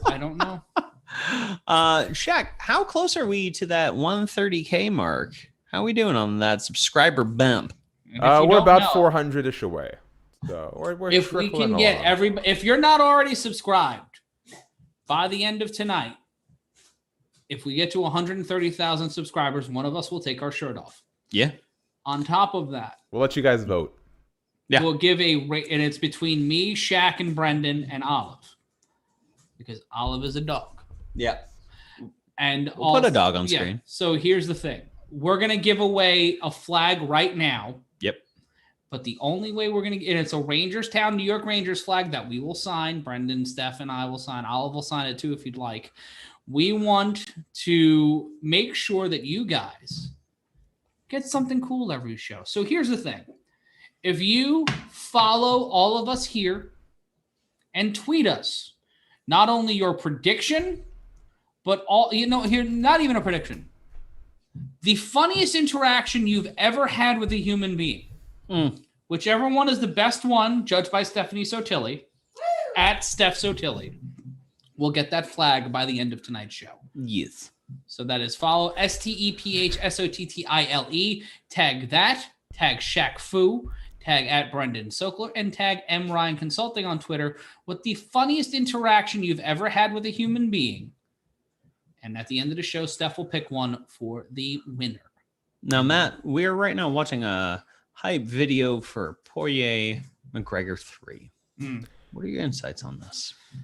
Give it to me. I want it now. I'm tired of waiting. Bring me the violence. I don't know the kind of Conor McGregor we're going to get in July. Neither does Olive. Clearly. I think this is a big question of who shows up to this fight. Is it Conor McGregor, who's coming off a loss, who's hungry? Is this the one who faced Donald Cerrone and murked him? Is it the Conor McGregor who has murked so many?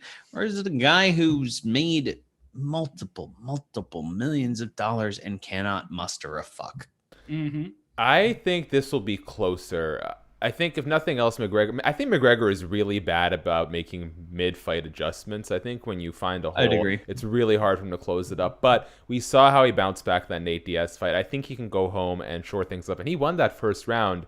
My question is, my hunch though is I'm still going to lean Dustin. I think it'll be closer. I just think Dustin Poirier is smart enough to find something else to exploit.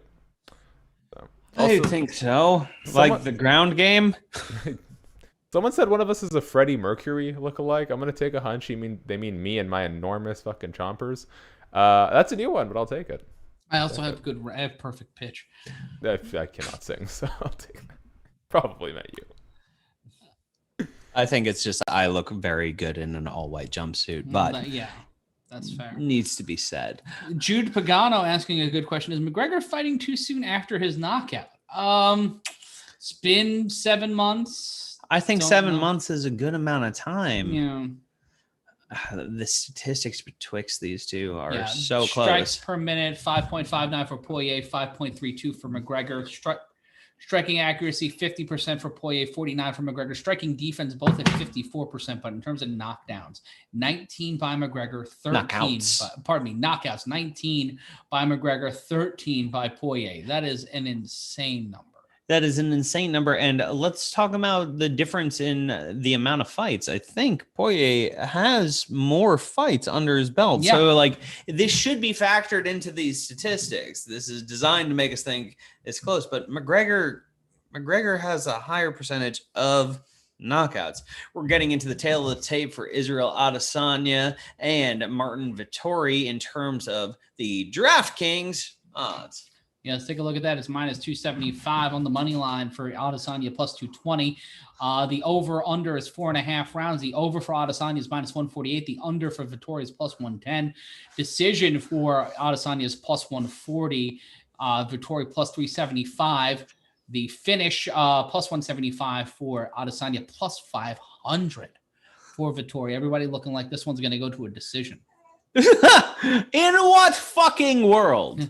I ask you this. I'm sorry. I see this ending not by a decision, but by a knockout. And I think it's done by Israel Adesanya. Yeah. I could be eating my fucking words. I doubt it. Pretty smart guy. And I just don't see Marvin Vettori to have taken enough leaps, particularly versus the competition that he's faced, versus the competition Israel Adesanya's faced. No. He has both fighters have stepped up their game. Great. Big credit to them both.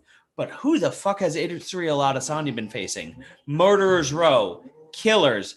Olive agrees with me. Mm-hmm. It is something where I just don't see Martin having an answer. He's the guy who came in when Bobby Knuckles was just like, hey, quarantine's really fucking shitty in Australia. Could we not? And Dana said, nope. We gotta. So here we are with a fight that's happening because Israel Adesanya goddamn well deserves a murdering. Yeah, he's got it. This is what you call the warm-up match. Yep. This is the comeback fight. And they see a footage of their first fight 3 years ago, in 2018. You got to give a bit of credit to Martin because in that third round, he did press. He did do takedowns. And takedowns, as shown in the Blachowicz fight, was an effective strategy. But that's not the same fighter. It's not the same. And bull rushing Israel Adesanya right now sounds like a good way to get your chin into the final row of the fucking stadium. And now a more composed, more focused Israel Adesanya. Like it scares me how calm he seems. Yeah. Like, and Shaq, you've got some stats for us before we head into tonight's main event? I do have some stats. We're over here at Fight Metrics /UFC stats. Interesting when you actually look at the striking here. Now, you know, these don't paint the whole picture, but it's what we got to work with. Striking accuracy, 49% to 44 in Adesanya's favor. Striking defense, 61 to 66 in favor of Marvin Vettori, who does absorb slightly more strikes, 2.9 per minute versus 2.63 significant strikes per minute. And then obviously when you look at the takedowns, it's 0, 0, 0 all across the board for Izzy, 2.2 per 15 minutes for Marvin Vettori. Takedown defense, 82%. He actually has a higher takedown defense than Marvin Vettori does. That's 78. And I'll be interested, you know, he's bounced back from losses in kickboxing. I'm very excited to see how he bounces back from a loss because Marvin Vettori, 5-fight winning streak at least. I only have the last 5 fights here, but yeah. Boom, there we go. Give you a quick breakdown of Vettori here. He is on a 5-fight losing streak since losing to Adesanya in 2018. 5-fight losing streak? 5-fight winning streak. There we go. Kevin Holland, Jack Hermanson, Carl Roberson in that stretch. Olive, very interested in her own paw at the moment. All but the Roberson match, though, were by decision, the guys. He has only lost by decision and is 6-4 positively when it goes to the judges. That's the interesting part to me, is that he's 6-4 when it goes to the scorecards. Leaves too much to chance, and that's as close to 50-50 as I would want to be as a fighter. Yeah. I could be wrong. Show it to me if I'm wrong. What is this walkout song? It's from a commercial. Well, we don't have headsets. I know.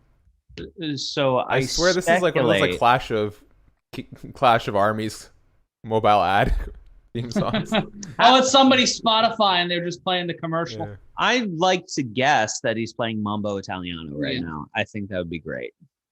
It's actually the opening theme from The Sims. And Vettori stepping into the Manscaped. It's the Modelo ad. It's the theme song from the Modelo ad. Get that money! The Ecstasy of Gold. He's coming out to Ecstasy of Gold. Oh, there you go. Which is by Ennio Morricone, which was the opening theme song to the Opie and Anthony show, Linger Longer. Which gives me PTSD to when I was 19. Okay. We're out of it. Well, I was not expecting that much detail. I said that, but thank you. Yeah, I know that song way too well. And we take a look at some of these stats for Vettori, the second active longest winning streak in the UFC middleweight division. Set the UFC middleweight single fight record in takedowns in his last fight with 11. Highest takedown accuracy at 53 points. That's 53.7 among active UFC middleweights. You guys see the scowl on Marvin Vettori's face as he hugs it. This man is hugging his closest, dearest friends, and he's still not happy. That's his happy face. That's his I'm happy to be here face. He looks like if Chris Lieben and Forrest Griffin just took a whole bunch of TRT and did the fusion dance. I've been watching way too much season 1 of Ultimate Fighter. No, that's fair. I thought you were going to say Dragon Ball Z, but I got to give a shout out to the chat. Some Abe Wines writes, Marvin looking like he yells at other people's kids. Fun story. Shit! It's jacked up Bill Burr! It's Bill Burr on the gas! Fun story. I was at a Froyo place once, and there was these 3 kids just running circles around the place. Every time you're trying to get some Froyo, it's like a landmine. You got to back up as these kids run through. You can just tell the mom yelled at all of them. Was done with it. She had lost all hope in her life, could not tolerate these kids. So what do I do as the responsible young adult that I am? I just stick my foot out about like a half inch and watch the kid face plant in front of me. Hey, they stopped running after that shit. So watch your goddamn kids. Watch your goddamn kids. Please like and subscribe to this video. Please like and subscribe for child abuse. Leave a thumbs up on this video so I can admit to more crimes. If you like child trippers, subscribe to Combat Culture. How was the froyo though? Good. It's called Menchie's. I don't know if you guys have that down in the States, but we do not. It's got like 20 different flavors, and at the end you can. It's by weight. What they get you with is the toppings at the end. That's every. I put gummy bears in my frozen yogurt, so I commiserate on that. Yeah. Oh. And test your might, and shout out to O'Shea Edwards, because right now Israel Adesanya coming out in an Oni mask and a Raiden hat. Is this culturally okay? I don't know. No, it is not. Thank you, Steph. Thank you for weighing in on that, Steph. I mean, looking like a bad bitch, although questionable culture. Yeah. Oh. I don't know what the inspiration was for this. It looks cool though. That's the worst. It looks really cool. It's better than the Deontay Wilder outfit. With the Terminator suit? Yeah. Excuse my ignorance. He would have won that fight. If not for the Terminator. Yep. This would be a note to Japanese culture, right? I completely excuse my ignorance here, because I was thinking for a split second he did spend a lot of time in China, but I don't think he spent a lot of time in Japan. Yeah, because that's I believe a sun hat, and it's an Oni style like face mask. Anyone who has more insight to this, anyone who's cultured, let the folks at Combat Culture know. Yes. Yeah. It's not like it's in our name or anything. Someone just placed $10,000 on Adesanya to beat Vettori. The payout would be 13.6. That's coming from DraftKings. So someone on DraftKings just placed 10 racks on Adesanya to win 3.6 grand back. Does that mean Adesanya's an underdog? If you're turning No, he's betting 10 to get 13. Yeah, it's not a great bet, other than the fact that it's like minus 700 or something. Other than the fact that he'll probably get it. 1,300. I think I meant 13,000. Someone did bet like $5,000 on Brendon Moreno and got a nice 15K payout for it. So yeah, hell yeah, they did, because what a call that was. The longest active winning streak in the middleweight division for Adesanya is 9. It's the second highest takedown defense in middleweight division history. Returning after the loss to Jan Blachowicz is the third defense of his middleweight title. I'm excited. I'm really excited. He's knocked out 15 and gone the distance 5 times. My God. We're about to witness what I think, in calling my shot, pointing my bat at the fucking end of the stadium. Yeah. A virtuosic performance. Yeah, you think so? I really do. He looks to be in good spirits. He looks ready to go. He is high stepping into the cage, staring down Vettori as they get ready for the main event of UFC 263. I'm so excited. I'm so fucking pumped. Yeah. And we hope y'all are as well. Let us know what you're thinking in the chat as we enter in for our main event of the evening. And let us know what you think across social media. If you like what you're watching right now, be sure to share that link across social media as we take a look at the tail of the tape. Adesanya 31, Vettori 27. Adesanya standing in at 6'4", has a 4-inch height advantage to Vettori. Adesanya coming in at only 183.5 pounds. Vettori at 184.5. A sickening 6-inch reach advantage for Adesanya, 80 inches to the 74 of Vettori. So 6 inches in reach, 4 inches in height is the advantage for the champion here tonight as he makes his third defense of the UFC middleweight title. This is a placeholder for him. This should have been Robert Whittaker. But we live in a time of COVID and a time when Australia is dealing with a very rough go of that. Mark Goddard will be our referee. Saudi Amato, one of the judges, a common judge in Vegas and I believe in California.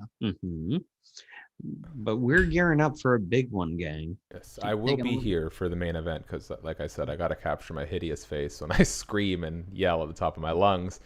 Oh, absolutely. Taking a look at the chat, Jay Durant, the Avatar spirit is in him. John Wayne saying Vettori, a.k.a. Dead Man Walking.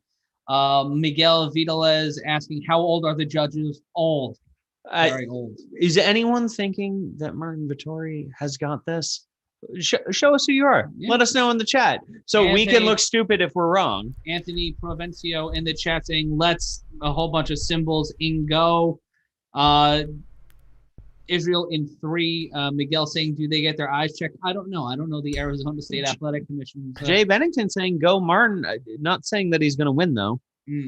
Oh, MV will chop Izzy's money. Okay. Mario Mantra saying Matt Serra. Yeah, I see it. I smell what The Rock is cooking there. And the plus 220 underdog, Marvin Vettori, being introduced. Sean Bowser saying Vettori might have a chance if he can control the ground. Yeah, if this fight goes to the ground, it swings way more in Vettori's direction. But do you think Israel Adesanya did not train the fuck out of getting out of takedowns? He did, but also the height and the length is going to be a key here, because if he can utilize that, that's a big thing. Oh, Charles Woodson in the crowd at that fight tonight. Very cool. Good for them. Come on, CJ Monderegamon saying Vettori via decision. Jason 5 saying Baba Booey. A Baba Booey to you all. Baba Booey to you all. God damn. I'm fucking pumped, kids. Man, there's nothing like a UFC main event. It just gets the jitters going. I mean, we have the volume on nothing so that we can commentate, but yet there's a feeling that I have with the audience being there. It just hits different. Avery Clark saying Marvin by KO. Richard Jolly saying Izzy by 4th round TKO. Blake Stern saying Hasbulla would knock out both. That is fair. That is true. That's undeniable. I want Izzy to win. I don't say this with any disrespect to Marvin Vettori, but Israel Adesanya is good for this sport. This sort of charisma and star power and mindset just doesn't come by. And also, they've fought before, so he understands how Vettori fights and can track his evolution. He's the last guy to beat him. Man, no touch of the gloves for them. Israel Adesanya doing a cool, funky dance.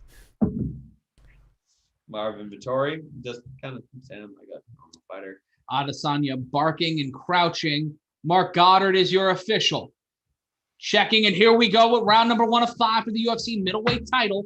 Both men standing in the center of the octagon. Adesanya feigning that check kick. Adesanya throwing a low kick to the leg. 2 quick right jabs by Vettori. Front kick from Adesanya. And another leg kick from Adesanya. Adesanya going after the jacked no-ho Hank here in the early going of round 1. Another kick to the knee of Vettori by Adesanya. Dancing around as the champion, back near the fence. Vettori controlling the center. 4:24 left to go in round number 1 of 5. Vettori keeping pressure here. Adesanya looking for an opening, dodging the shots from the challenger. Smooth. Effortlessly does Adesanya duck out of the way of Marvin Vettori's strikes. And more jab attempts from Vettori. And nothing's touching Adesanya. Nothing at all. And then throwing the left check by Vettori from Adesanya. Kick to the leg.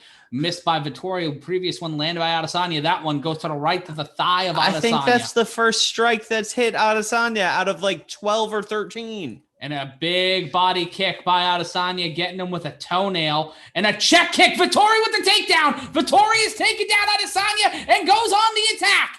Now Adesanya needs to find a way off of his back as Vettori throwing strikes from top position into the ribs, and Vettori in control here with 3:30 left to go in the round. Adesanya trying to scramble, trying to get himself to the fence, trying to back sit, trying to get back up. Great movement from the champion, but the challenger staying on top of him. Adesanya pressing his right foot off the cage. Now transitions to try to get his back up with 3:11 left to go in the round. And now Vettori in control. The champion in trouble on his back. And now Vettori standing up, almost a triangle pulled by the champion who gets back to his feet. Immediately Luther Campbell, and now is back against the fence. And now trying to go for a belly-to-belly positioning is Vettori. It should be noted that Adesanya really did not exert himself that much in terms of fighting that off. He smartly defended. He never got pushed too far. Vettori had top position, but it didn't really mean all that much other than octagon control. And now we're back to standing, which you have to give it to Adesanya right now. And this is what he couldn't do against Jan Blachowicz. He was flat on his back, and he was to some degree complacent whether or not the weight was a contribution of that. He did not let Marvin Vettori settle in this time. And frenetic energy from Vettori. You can see he's got a whole bunch of adrenaline. And Adesanya getting into a pocket here, trying to salvage this round with 2:12 left to go in the round. Vettori tried to land a punch and then immediately turtled to protect his head off a kick attempt from Adesanya. Missing with the left and the right was Vettori. 2 minutes left to go in the round. The champion with that straight left. And it is something where I can't tell if it's because Marvin Vettori is as pale as he is, but the way that Israel Adesanya is taking away that leg with those kicks. You take away the leg, you take away the power to be able to do those takedowns, you take away the power to be able to throw punches, and you leave him slow moving and easy pickings. And an uppercut from the champion met from a left-right combination by the challenger that did not land. Straight right lands. Vettori landing some prodigious punches, but one shot from Adesanya resets the situation. 1:25 left to go in the round, and the champion really needs to set things up here. Kicks out the ankle of Vettori. Overhand left landed by the challenger. You saw some incredible head movement by Adesanya and throwing highs, lows, punches, kicks. Great leg kick there from Adesanya. 1:06 left to go. Jutting out that hip, a punch to the body by Vettori does not land. Feigning that leg kick, getting Vettori on his bicycle is the champion. 57 seconds, head kick blocked by Vettori, but that one had to hurt his hand. Absolutely. And a shot to the body, and Adesanya bouncing off the fence, giving himself some distance with a leg kick, and another leg kick by the champion.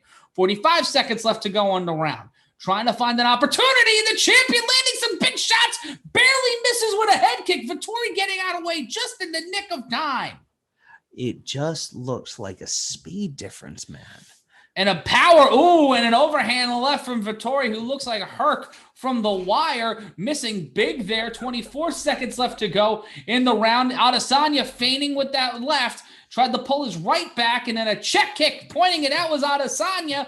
And now Vettori trying to keep the pressure on, trying to make this a 10-8 round and not a 10-9 round. And you know what? Adesanya may win this one. Missing that leg kick was the champion. And we are going to go to round number 2 with more questions than answers, but a punctuation mark by the champion as they go to the corner. That might have stolen the round for him, Brendon. I honestly think Marvin Vettori looking very frustrated.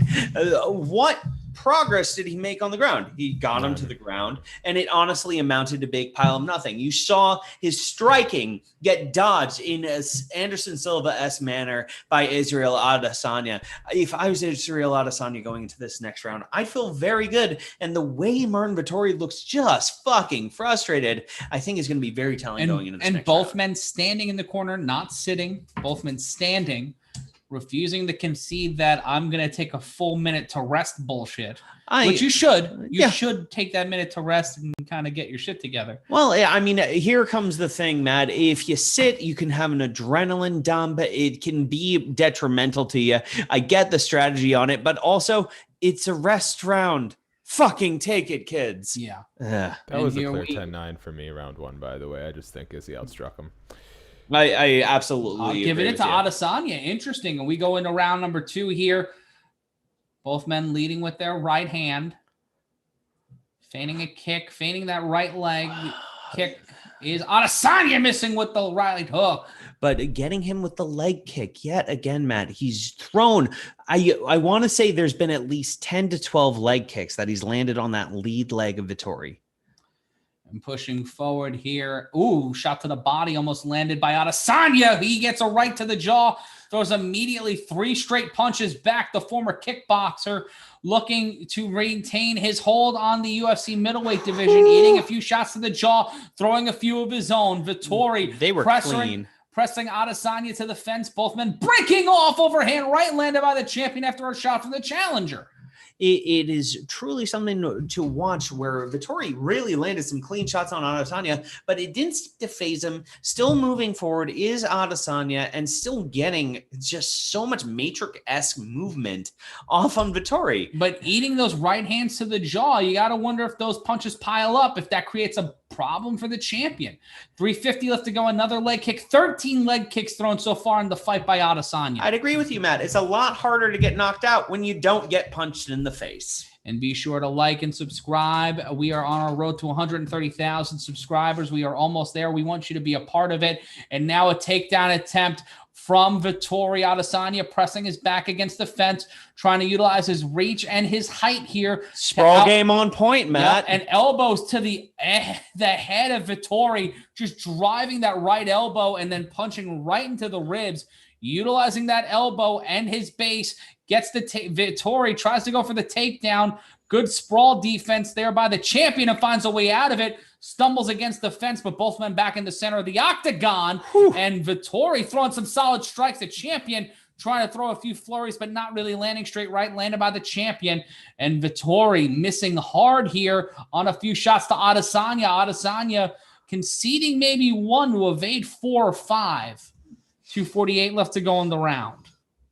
A change in stance from Adesanya, a bit more lean forward, a bit more traditional boxer stance starting to happen. And then back to the crowded stance. Checking that right leg, trying to set up for the right leg kick. Head kick attempt by Adesanya, not landing. Adesanya faking with the hip, really teasing that leg kick. And here we go. 2:20 left to go in the round. Vettori kind of keeping his arms below, keeping his hands low. Same thing with Adesanya, but with the reach advantage like Adesanya has, I don't know if keeping your hands that far down is a smart move, especially when he just landed that right, the straight right to the jaw of Vettori. Vettori throwing a few shots. Been a back and forth fight so far, and Adesanya getting closer and closer with that right head kick, that left head kick. Just trying to find the button here, trying to find the thing that will stop Marvin Vettori. A straight left from the champion. 1:43 left to go in the round. This round feels closer. This round feels like Vettori is actually landing, but another leg kick from Adesanya. That's got to pay dividends in these later rounds, Matt. It certainly does. Alan L. Co saying, fuck you all. Okay, cool. Thanks, buddy. Thanks, babe. Can I say, I just had this thought to myself. I'm like, I don't know if I've ever seen a harder looking head than Marvin Vettori. Marvin Vettori's head is made out of granite. Oh, and a straight right from Vettori. Adesanya using all of his evasion skills to try to avoid it and ends up getting gotten. And again in this takedown attempt by Vettori, eating a shit ton of elbows. The Italian dream getting American dream right now by a New Zealander in Arizona. 55 seconds left to go in the round. And Adesanya maybe squeaking out of here with a 10-9er. But it is getting closer and more uncomfortable for the champion as Vettori continues to try to find the pocket here in this 5-rounder for the UFC Middleweight title. Pressing Adesanya against the fence now is Vettori. But as long as it's standing, Matt, I still am giving it to Adesanya. He's getting more strikes in. And hearkening back to the Liddell days of sprawl and brawl, really just not getting taken down and still getting those strikes in. 20 seconds in round number 2 left to go. I'm Matt Ryan, Brendon Sokler, joined by Shakiel Mahjouri, who's on screen with us, Stephanie Sotilli, our moderator, and a gassy asshole dog named Oliver Vettori with the left combination to the jaw of Adesanya. Adesanya trying to end this round with a flurry, and both men. Woo! Head kick attempt by Adesanya to close out round 2. And we will go to round number 3. Let us know in the chat if you're watching along who you think is winning the fight right now. What a barn burner of a round, It certainly is. I think you and Shaq have it scored 2018. I think I have it right now, if not, 19 to 18. 1919 is where I'm at right now. Really? Yeah, I don't know about the second round. Yeah, for giving Marvin Vettori that round. Yeah, I think I'll lean Adesanya still. I think he probably got more overall shots in, and I think the quality of the shots were about equal. So then you defer to the quantity. So I'll give it Adesanya, but I do have the metrics up here for round 1. 18 to 11 significant strikes in Izzy's favor. The champ, 61% coming from the leg. 94 of Marvin Vettori's strikes. Or sorry, ignore that. But 61% leg strikes. I will stop mumbling now. And we will get ready for round number 3. I failed senior math, just heads up. It's a good thing that all of us are bad at math. Logic wins saying Vettori gets closer and closer every round. We are beginning round number 3. of 5. The live odds right now, -700. Favorite is Adesanya, plus 425. It's Vettori. Vettori single leg. Adesanya somehow staying up, but now on his back. Vettori with the takedown. As soon as you say the odds, shit gets tilted. And Vettori trying to go into side control here on top of Adesanya, trying to pass the guard. He's further into the guard than he was in his initial attempts in round number 1. Maybe looking for a side choke, but I don't see him passing guard in this position. And Vettori right up near the fence. Adesanya on his back, trying to find something here to break open this fight. 4:13 left to go in round number 3. And now Adesanya may need to roll out of this here. Grinding is the challenger. Shots to the ribs, trying to pass into the half guard. Pass into side control. In the half guard at the moment, trying to fully pass. Being very active is Marvin Vettori, but I don't know to what end other than to perplex and puzzle. His head is turning purple. Yeah, there are jokes here, Matt. And taking the back, Vettori's taking Adesanya's back. Vettori has Adesanya's back. Adesanya trying to fight away from the RNC. Marvin Vettori and Adesanya finds a way out. Oh, it's close. And now has the mount. Wow. And now is in top position. Now driving elbows in as the champion. This is not where Marvin Vettori wants to be. No, what a classic turnaround by Israel Adesanya. What a champion does. Adesanya is back up and now might be playing the leg base and drives the right into the head of Marvin Vettori. Vettori trying to use his legs, and he's got the leg. He's got the leg of Adesanya and into a knee bar attempt. And Adesanya finds a way out of it, and both men back up. Oh, and an accidental eye poke. My goodness. I mean, it says a lot about the BJJ defense of Israel Adesanya and the cool, calm, and collected composure of a man who should take down most men. That should. But holy fuck, Israel Adesanya. And let's see here, this sequence to get back up. Adesanya trying to brace up, and I think he was trying to push away Vettori, and he accidentally just did the face off and caught him in the eye. We need new fucking gloves. Yes, we do. Get new fucking gloves. 2:46 left to go in the round. Vettori trying to press forward. Adesanya with an uppercut after eating a straight right from the challenger. Low leg kick that buckled Vettori. What I've been saying from Jump Street, kids, these leg kicks are adding up for Israel Adesanya. 2:25 left to go in round number 3. And Adesanya in control of this round, even though for a moment didn't look like he did. Those leg kicks are starting to matriculate. Yes, sir. That leg, you can see the bruising starting to occur right around the knee. The blood flowing down. Oh, and a head kick that somehow Vettori just instinctively moved out of the way. And Vettori got Adesanya with a left hook. And Adesanya bouncing off, looking a little punchy there, and he might be a little chinny at the moment. Vettori needs to keep the pressure going, but throwing that Vettori's straight moving slower, Matt, and taking another leg kick is Marvin Vettori. But, staying frequent, staying hard, keeping it going. And a straight right again by Vettori, and another leg kick, and that knee is starting to buckle. You said it before. That right knee is swelling, and he is having to press really hard. 24-6 in comparison of Adesanya and Vettori in terms of leg kicks. And a right uppercut, and Vettori having that tree chopped down. He switched up his stance, but his right leg is still his lead leg, and Vettori catches it. And Adesanya, if he had a little more time, could have threw a head kick. Minute 12, and there's another leg kick. Blood in the water, chopping the tree down as the champion. Just trying to utilize his reach, utilize his distance, missing the head kick. Adesanya doing a full MJ spin move, hit the B button hard there. Does not land a strike with 56 seconds left to go in the round. And Adesanya catching a leg kick from Marvin Vettori. And a leg kick, and Vettori is down. Adesanya with 3 straight shots to the head of Vettori, and Vettori has to clear the cobwebs with 42 seconds left to go in the round. And Adesanya has found the weak point. He is trying to bring down the Death Star, but Vettori with a right hook. 34 seconds left to go before we go to championship rounds. It is putting himself in the fucking driver's seat. Is Israel Adesanya. Speaking of putting, that right knee is not a good place now. If Adesanya can set up that right, just drop the knee and just throw a left hook, he can knock Vettori out right here and now. 12 seconds left to go in the round. Just setting up for that leg kick again is Adesanya. 8 seconds left to go. And I don't know if you consider those knockdowns or not. And then a kick to the knee. Kick to the cock. Right to the balls. Our first ball kick of the main card. And that one was accidental. Now, I know these things hurt Marvin Vettori, but also reminds me that our clock does not have a pause function. So we'll be back with that in round 3. So let's shit can the clock right now. Yeah, we'll shit can the clock because so are Marvin Vettori's balls have been shit canned.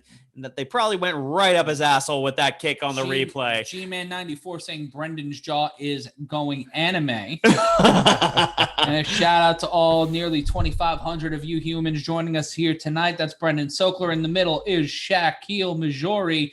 And I'm Matt Ryan. Stephanie Sotilli is our moderator. And that will be the end of the round. And Adesanya, an accidental eye poke and a kick to the balls away from stopping and finishing this fight. I really don't think either of those were intentional, and I don't think the judges did either. I think Israel is a little huffy about it, frankly. But the work that he put in those leg kicks in the opening rounds. And this is something that I think is, Matt, I keep talking about this fight after fight after fight, that this is kind of the in vogue thing, is leg kicks. I mean, John Jones had his own thing with that front kick that fucked up your leg, but it's stacking up and taking away the mobility of your opponent seems to be such a good strategy.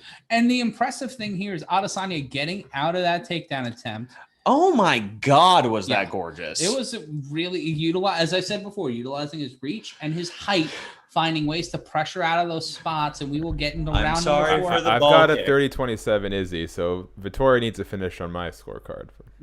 Same. I give the third round to Adesanya too. I'm giving him right now it's like a 29 on my end, 29 or whatever the hell it is. I'm not doing math at the moment. Fuck math. 4:51 left to go, and spamming those leg kicks like he's playing UFC 4, setting up shots to the head. There's another leg kick to Vettori. Adesanya just landing those fairly easily.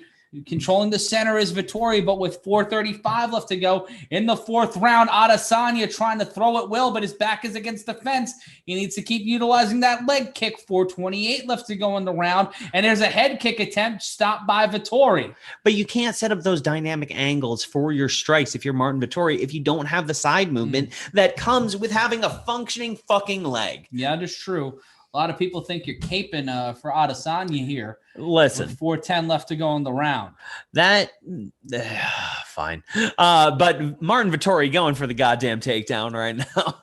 And then again, another takedown into the bionic elbows from Adesanya as Vettori trying to go for another takedown. That's what gave him some success in rounds 1 and 3. But right here, Nothing Burger. Jake Nothing Burger happening right now. Get that reference? Yeah, you do. And a takedown. And there it is. There's the takedown.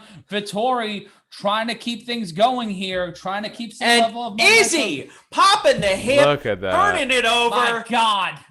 And look at that. Right away this time, weaves his leg out from in between Vettori's. He's processing. He's learning as he goes. 3:20 left to go in the round. Adesanya eating a right from Vettori. Another leg kick by Adesanya to that right leg. I would switch stances right now if I was Marvin Vettori. Missing with that left, and Adesanya getting a couple of shots to the head by Marvin Vettori. 3:05 left to go in the round. Vettori trying to keep the pace here and trying to get another takedown, try to look good on the scorecards, but Adesanya will pass through and get back to the center of the octagon where he's joined by Vettori. I can't say that Vettori has a bad strategy here. He's doing what he should be doing, pressing forward, delivering strikes, and trying to hold him in top control. It's just not working. Mm-hmm. We are at 2:35 left to go in the 4th round. Straight right thrown by Vettori to Adesanya. 2 straight rights. With 2:28 left to go, it looked like he was trying to go for a Muay Thai clinch. Was Adesanya, did not grab it, lands a punch for his trouble. I got to say for Vettori, like, it's pretty remarkable that he's actually moving as well as he is, because I would love between rounds to get a leg kick statistic. It's been filthy and off thrown, but he's still moving fairly well, just not as well as he was in rounds 1 and 2. 2 minutes left to go, and a leg kick of Vettori to the leg of Adesanya. Ooh. Right-left combination, and then a leg kick, by the champion. Looking to keep the pressure going here. Straight left jab from Adesanya. Circling around is Vettori with 1:43 left to go, and a kick to the stomach. That one was close by Adesanya to Vettori. 98 seconds left to go. Do not want to concede a point by any means here. Oh, not another nut kick happening tonight. No, sir. 90 seconds left to go. Oh, another leg kick on the way out by Adesanya. 1:23 left to go in the round. Shout out to Chris Candy for his nice comment. Minute 19, 2 straight rights, and Vettori in trying to control this fight. Not able to. Adesanya pressing back out, feigning the leg kick, and gets one of his own. Another leg kick. Vettori is staying in this game, though. No sign of attrition of will by Marvin Vettori. It looks like Vettori actually has a bit of blood trickling down that calf too now from all the impacts. I'd buy that for $1. Shout out to everybody joining us from the UK and Australia. And now with 50 seconds left to go, taking the attempt and pushed up against the fence is Adesanya. Vettori trying to pressure Adesanya back to the ground. Trying to find something here with 38 seconds left to go. Adesanya stalling and keeping Vettori at bay, trying to stay in a vertical position, not trying to not go horizontal, not get his ass on the ground, looking to stay stood up with 22 seconds left to go in the round. Looking for an opportunity is Vettori to steal the round with a takedown and another submission attempt, but Adesanya looking to hold things in his turn, in a sense, statically with 9 seconds left to go, pressed up against the fence. Adesanya doing the Hogan ear. No. And just slowing this down. Patting him on the ass. And we will go to round 5. Squeezing it. Boy. Just a good, firm, graspy grasp. That's what, that's what friends do. Yeah, and the William Hung from American Idol, I believe, just said, Israel Adesanya loves nut shots. Good to know. Good to know. If you are Vettori, if you are Marvin Vettori, just having gotten your leg wrecked, your ass grabbed, where's your head at going into this final round? Got some metrics here on that note. I'm giving it 4-0 for Izzy so far. Ahead in the first 3 round on significant strikes. Total through the first 3 round, 56% accuracy on significant strikes for Israel, only 29 for Marvin Vettori.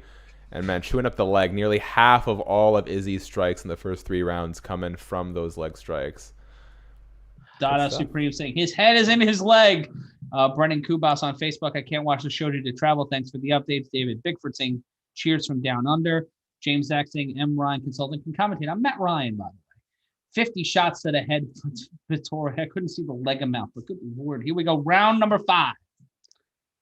Here we go. Standing in the center of the octagon, giving chase is Vettori. Head kick attempt by Adesanya. Checked by Vettori. Adesanya looking for that head kick with that right leg. And then another leg kick to the knee. That right knee and a takedown attempt again by Vettori. Same place we were at the end of round number 4. We're finding it here in the early going of round number 5. Israel's sprawl game is utterly fantastic. Vettori's doing everything that he should be doing, but also Israel is just kind of rabbit punching him in the ears. It's nice. It's fair. Fair. And pressed up against the fence is Adesanya. 4:19 left to go in round number 5. Matt Ryan, joined by Brendan Sokler, Shakiel Mahjouri, and Stephanie Sotilli, our moderator. 4:11 left to go in the round. Adesanya pressed up against the fence. Oh, he's pinching his ear. Did you see that? Oh, he was pinching his ear? Yeah. He was doing the shuka shuka. He tried. He tried to first date him. Oh my goodness! Still going for the takedown is Vettori, but just stuffed. Yeah. The technique is so solid right now. but I can't think of another way Vettori could be winning this fight. His legs have been taken out from under him. His strikes are not landing. No. Jay Bennington was line of the night right now. Marvin's leg for performance of the night. I might be giving that one the flag. If you've got a funny comment, Steph, check any comments. And you know what? We'll give the best commenter the flag so far for tonight. Good. I've got one. I got a terrible one. If Marvin Vettori's takedowns were a pizza crust, they'd be stuffed. Oh, God damn it. We don't accept pizza stuffed crust in this household. 3:08 left to go in the round. Adesanya throwing that left, eating 2 straight rights from Vettori. 3:02 left to go in the 5th and final round for the UFC middleweight title. And spinning head kick attempt by Adesanya does not land. Vettori missing with that right. 2:50 left to go in the round against the fence. Adesanya just circling around now in the middle of the octagon along with Vettori. Straight right hook, and Adesanya got caught in the eye. No, he was just fucking around. This man is weird. Leg kick by Adesanya, trying to spam it. A head kick barely blocked by Vettori. He's just thankful his hand was there. And Adesanya trying to pull a Ric Flair. Oh, my eye. I'll fucking kill you. Yeah, I think he was trying to set him up for an okie doke. And if Vettori fell for that, he would be the worst person in the world. Left, right, into a leg kick by Adesanya. 2:15 left to go in the round. Trying to find something here. The champion looking to finish this fight. He tried to hit him with the same shot he KO'd Robert Whittaker with there. 2:05 left to go in the round. Adesanya looking to keep this constant here. And he tried to go push off the fence and do a Superman punch like he was GSP, but not able to get that one going. Adesanya just having fun here, but can't be too confident with 1:47 left to go because Vettori, we've seen his power, and if he can get Adesanya down to the ground, it may be a long night for the champion, even though there's 99 seconds left. And once again, Vettori going for the takedown. Adesanya stopping it, using his right arm to stay up, and now Luther Campbell on the ground. Vettori trying to take the back with 1:25 left to go in the fight. Adesanya trying to get back to a vertical base. He does, but Vettori pressuring Adesanya against the fence. This is not the right strategy, though, at this point. Vettori must know he's down. He's just got to go for broke. He's got to Nate Diaz this situation. Truly. Minute 10 left to go in the fight. Now time winding down. Adesanya pressed up against the fence. Vettori trying to look for another takedown. Adesanya looking to break out of it. Double underhooks by both competitors around the arms of their opponent. Adesanya breaks it. The punch Vettori about the face. 2 rights and a left by the champion. And the referee, Mark Goddard, will break it up. They will reset with 45 seconds left to go in the 5th and final round. 2 straight rights, 3 straight rights by Vettori not landing, and another kick to the leg, and followed up by an overhand left and a right uppercut by the champion. 34 seconds left to go. Right-left combination landed by the champion. Under 30 now left to go. Head kick blocked by Vettori, but it stumbled him a little bit. 23 seconds left to go in the round. Overhand right not landed by Vettori onto Adesanya. Under 20 now left to go in the fight. Push kick by Adesanya into the leg kick. Trying to find an option as the champion. 12 seconds with his back pressed up against the fence. Push kick into a right hand. Vettori fading that right hand. Not able to get it. Goes for a takedown attempt again with 5 seconds left to go. And we will end like a Logan Paul Floyd Mayweather fight. And Adesanya crying, selling to the knee. And then we'll go to the scorecard. Just comically clowning at the end. Oh, no. Izzy, you are ridiculous. Bless you. This coming in from Mary's baby boy. So look at that. It looked like Izzy went. Oh, sorry. Jersey. Sorry, finish up there, Matt. What was that, Shaq? Say that again. Mary's baby boy. Italy is deporting Vettori to New Jersey. Go ahead, Shaq. Yeah, I was just gonna say there. Izzy daps up Marvin. Marvin immediately walks away. Izzy reels him in. Wants to go for a handshake, and then I don't know what Vettori said. But Izzy just sort of was like, oh, man, and walked away. So hot-headed Vettori, even now, can't seem to, Well, if you got trolled during a fight by a guy who came out trying to Naruto cosplay against you in a world title fight, how would you feel? No. The pain in my knee is how I'd fucking feel, Matt, because he got leg kicked to fucking death. This was, in my estimation, about as one-sided a fight as I could imagine without a goddamn knockout. Yeah, that's fair. And we're awaiting the scorecards here. Thank you to all of you for joining us here tonight. We will be sending you guys. Thank you to Kyle Del Rosario. Thank you very much for great commentary. Gerald Chenevez. Thank you. Damn, dude, why is your voice so high? Because I'm just that good. Anton Masseros asking if I'm a little buzzed. I'm a little handsome. Let's go to the scorecards here in Glendale, Arizona. We are waiting to hear from the scorecards. And here is Bruce Buffer. Do you think this answers the question and about Adesanya? Hold on, let's get these scorecards in. All three judges score the contest 50-45 for the still UFC middleweight champion, so sad. Israel Adesanya. I would have given that first round to Marvin Vettori. Vettori frustrated, talking with Adesanya. Vettori clearly not happy, talking real loud, real angry. It is a very close conversation. Are they about to fight again? Close fucking conversation. Do you think this answers the question about how Israel Adesanya does against powerful wrestlers? I think it does. Yeah.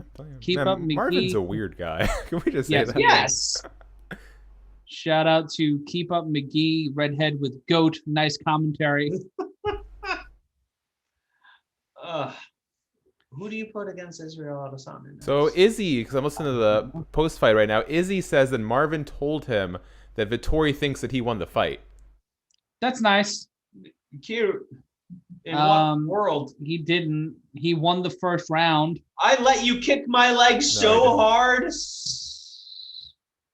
Shout out to Wayne Richards in Minnesota. Don't you worry. What's with your weird beard? It's a goatee. Whose beard are you talking about, sir and/or madam? Goodness. Maybe means mine. Yeah. I like to think that it means your Shaq. Yeah. But Adesanya talking to Joe Rogan right now. I don't know what Adesanya is going to do next. The middleweight division is an interesting one. Yes. I don't know. I don't know. I think so. If I'm not mistaken, one of his city kickboxing teammates was killed earlier this year. So I think he's paying tribute to them, or some sort of attack on the street. So that's terrible. That's dreadful. It's something you don't want to hear. And yeah. Adesanya, very loyal to his teammates, very loyal to his coaches. He's been a guy who's been he believes in that team concept. That's why you see so many city kickboxing guys on UFC cards, cards he's on. Yes. It's been a very long night for a lot of people, but to see we've seen Brendon Moreno make history. Yes. We saw Israel Adesanya keep history going. I don't know how long he has as middleweight champion in terms of how long he fights at 185. I don't know. Go ahead, Chad. Sorry, I apologize. He made the call out, Robert Whittaker too, but he wants it in Auckland, New Zealand. So, and that makes sense. Make the fight. Make the fight. Honestly, a smart choice of venue, considering that there's probably less of an issue with COVID and quarantines. Way less. So hopefully by the end of 2021, we'll be able to see that fight happen. I want to see it. I know, Shaq, you want to see it. Let us know in the comments if you want to see it. Thank you so much for everybody for all the nice words. Sean Bowser, Sherby David, first time listening, really impressive commentary. Just John Thomas, thank you guys for the awesome comment. And Big Billy W85. Shout out for you. Someone saying GSP is next. Adesanya versus Kazmat Chimaev. That'd be insane. What? Y'all look crazy. Thank you so much for everybody for all the sweet comments. You guys are the fucking best fans in combat sports. We appreciate you. Thank you for tuning in with us. And you know what? I'm gonna keep this flag giveaway going. If you put out a tweet right now between now and 1 p.m. Eastern tomorrow, and you tag myself at M. Ryan Consulting, you tag at Brendan Sokler, you tag at Shaq Fu, you tag at Steph Sottile, STEPHSOTTILE, and the best tweet decided by Stephanie Sottile will win a Rangerstown flag signed by myself, signed by Brendan. and shipped directly to your house from my house. I'm rewatching that first fight with the arm going. Good guys, God. if I may, on the outro here, if you haven't already, please subscribe, tap the notification bell. We got a lot of fun scripted video content on the way ahead of UFC 264. If you thought we did a good job today, want to leave us a tip, a super chat donation, really goes a long way. Leave $1, leave $1,000. I have my preference, but it's all good. And a thumbs up so more people can see this. Drop some change into Kitty. And also, plug time, starting July 1st, I'm hosting my own TV show. That's right, they're giving me a TV show. It is on worldwideleadersports.com. That's worldwideleadersports.com. The show is called Yelling with Matt Ryan, beginning July 1st. More information on where and how you can watch the show will be coming. And you just got to follow us on Twitter at We Are Yelling, and also worldwideleadersports.com. Brendon? Thank you so much for tuning in. We appreciate all the kind comments. Catch us next time at the McGregor-Poirier 3 fight. Oh, baby, July 10th. That's right. You know what? I'm going to take us home. Shaq, you got anything else for us before we take this one home? No, I'm just throwing weak elbows at the camera, so I'm good. All right, ladies and gentlemen, let's get down to the get down. Let's get real serious right quick. July 10th at 9:45 p.m. Eastern time, we return here for UFC 264. But we want you guys to step up to the plate and bring the fire. You guys watching right now know how good we are and know how fun this show is. We want to beat the record we set for Mayweather and Paul. If you want combat sports to be taken more seriously, then the channel called Combat Culture's biggest performing video for live broadcasting shouldn't be Mayweather and Logan Paul. It should be Conor McGregor versus Dustin Poirier. Goddamn right. So we want you guys to step up to the plate. We want you guys right here and right now to hit that subscribe button, ring that notification bell, set a Google reminder if you have to, because on July 10th at 9:45 p.m., we want to make history. We want to break records. We want to do some awesome shit for you, not just for us. It's not for our egos totally. It is so we can put together the best broadcast in combat sports. Better than what you're paying for, better for what you get on TV. We want to be your destination every time someone punches another person in the head. So do the subscribe, hit the notification bell. We will see you on July 10th. For Shakiel Mahjouri, for Brendon Sokler, for Stephanie Sotilli, for all of the Fat Baby, I'm Matt Ryan. The revolution will not be televised. It will be live streamed. We'll see you on July 10th. See you there.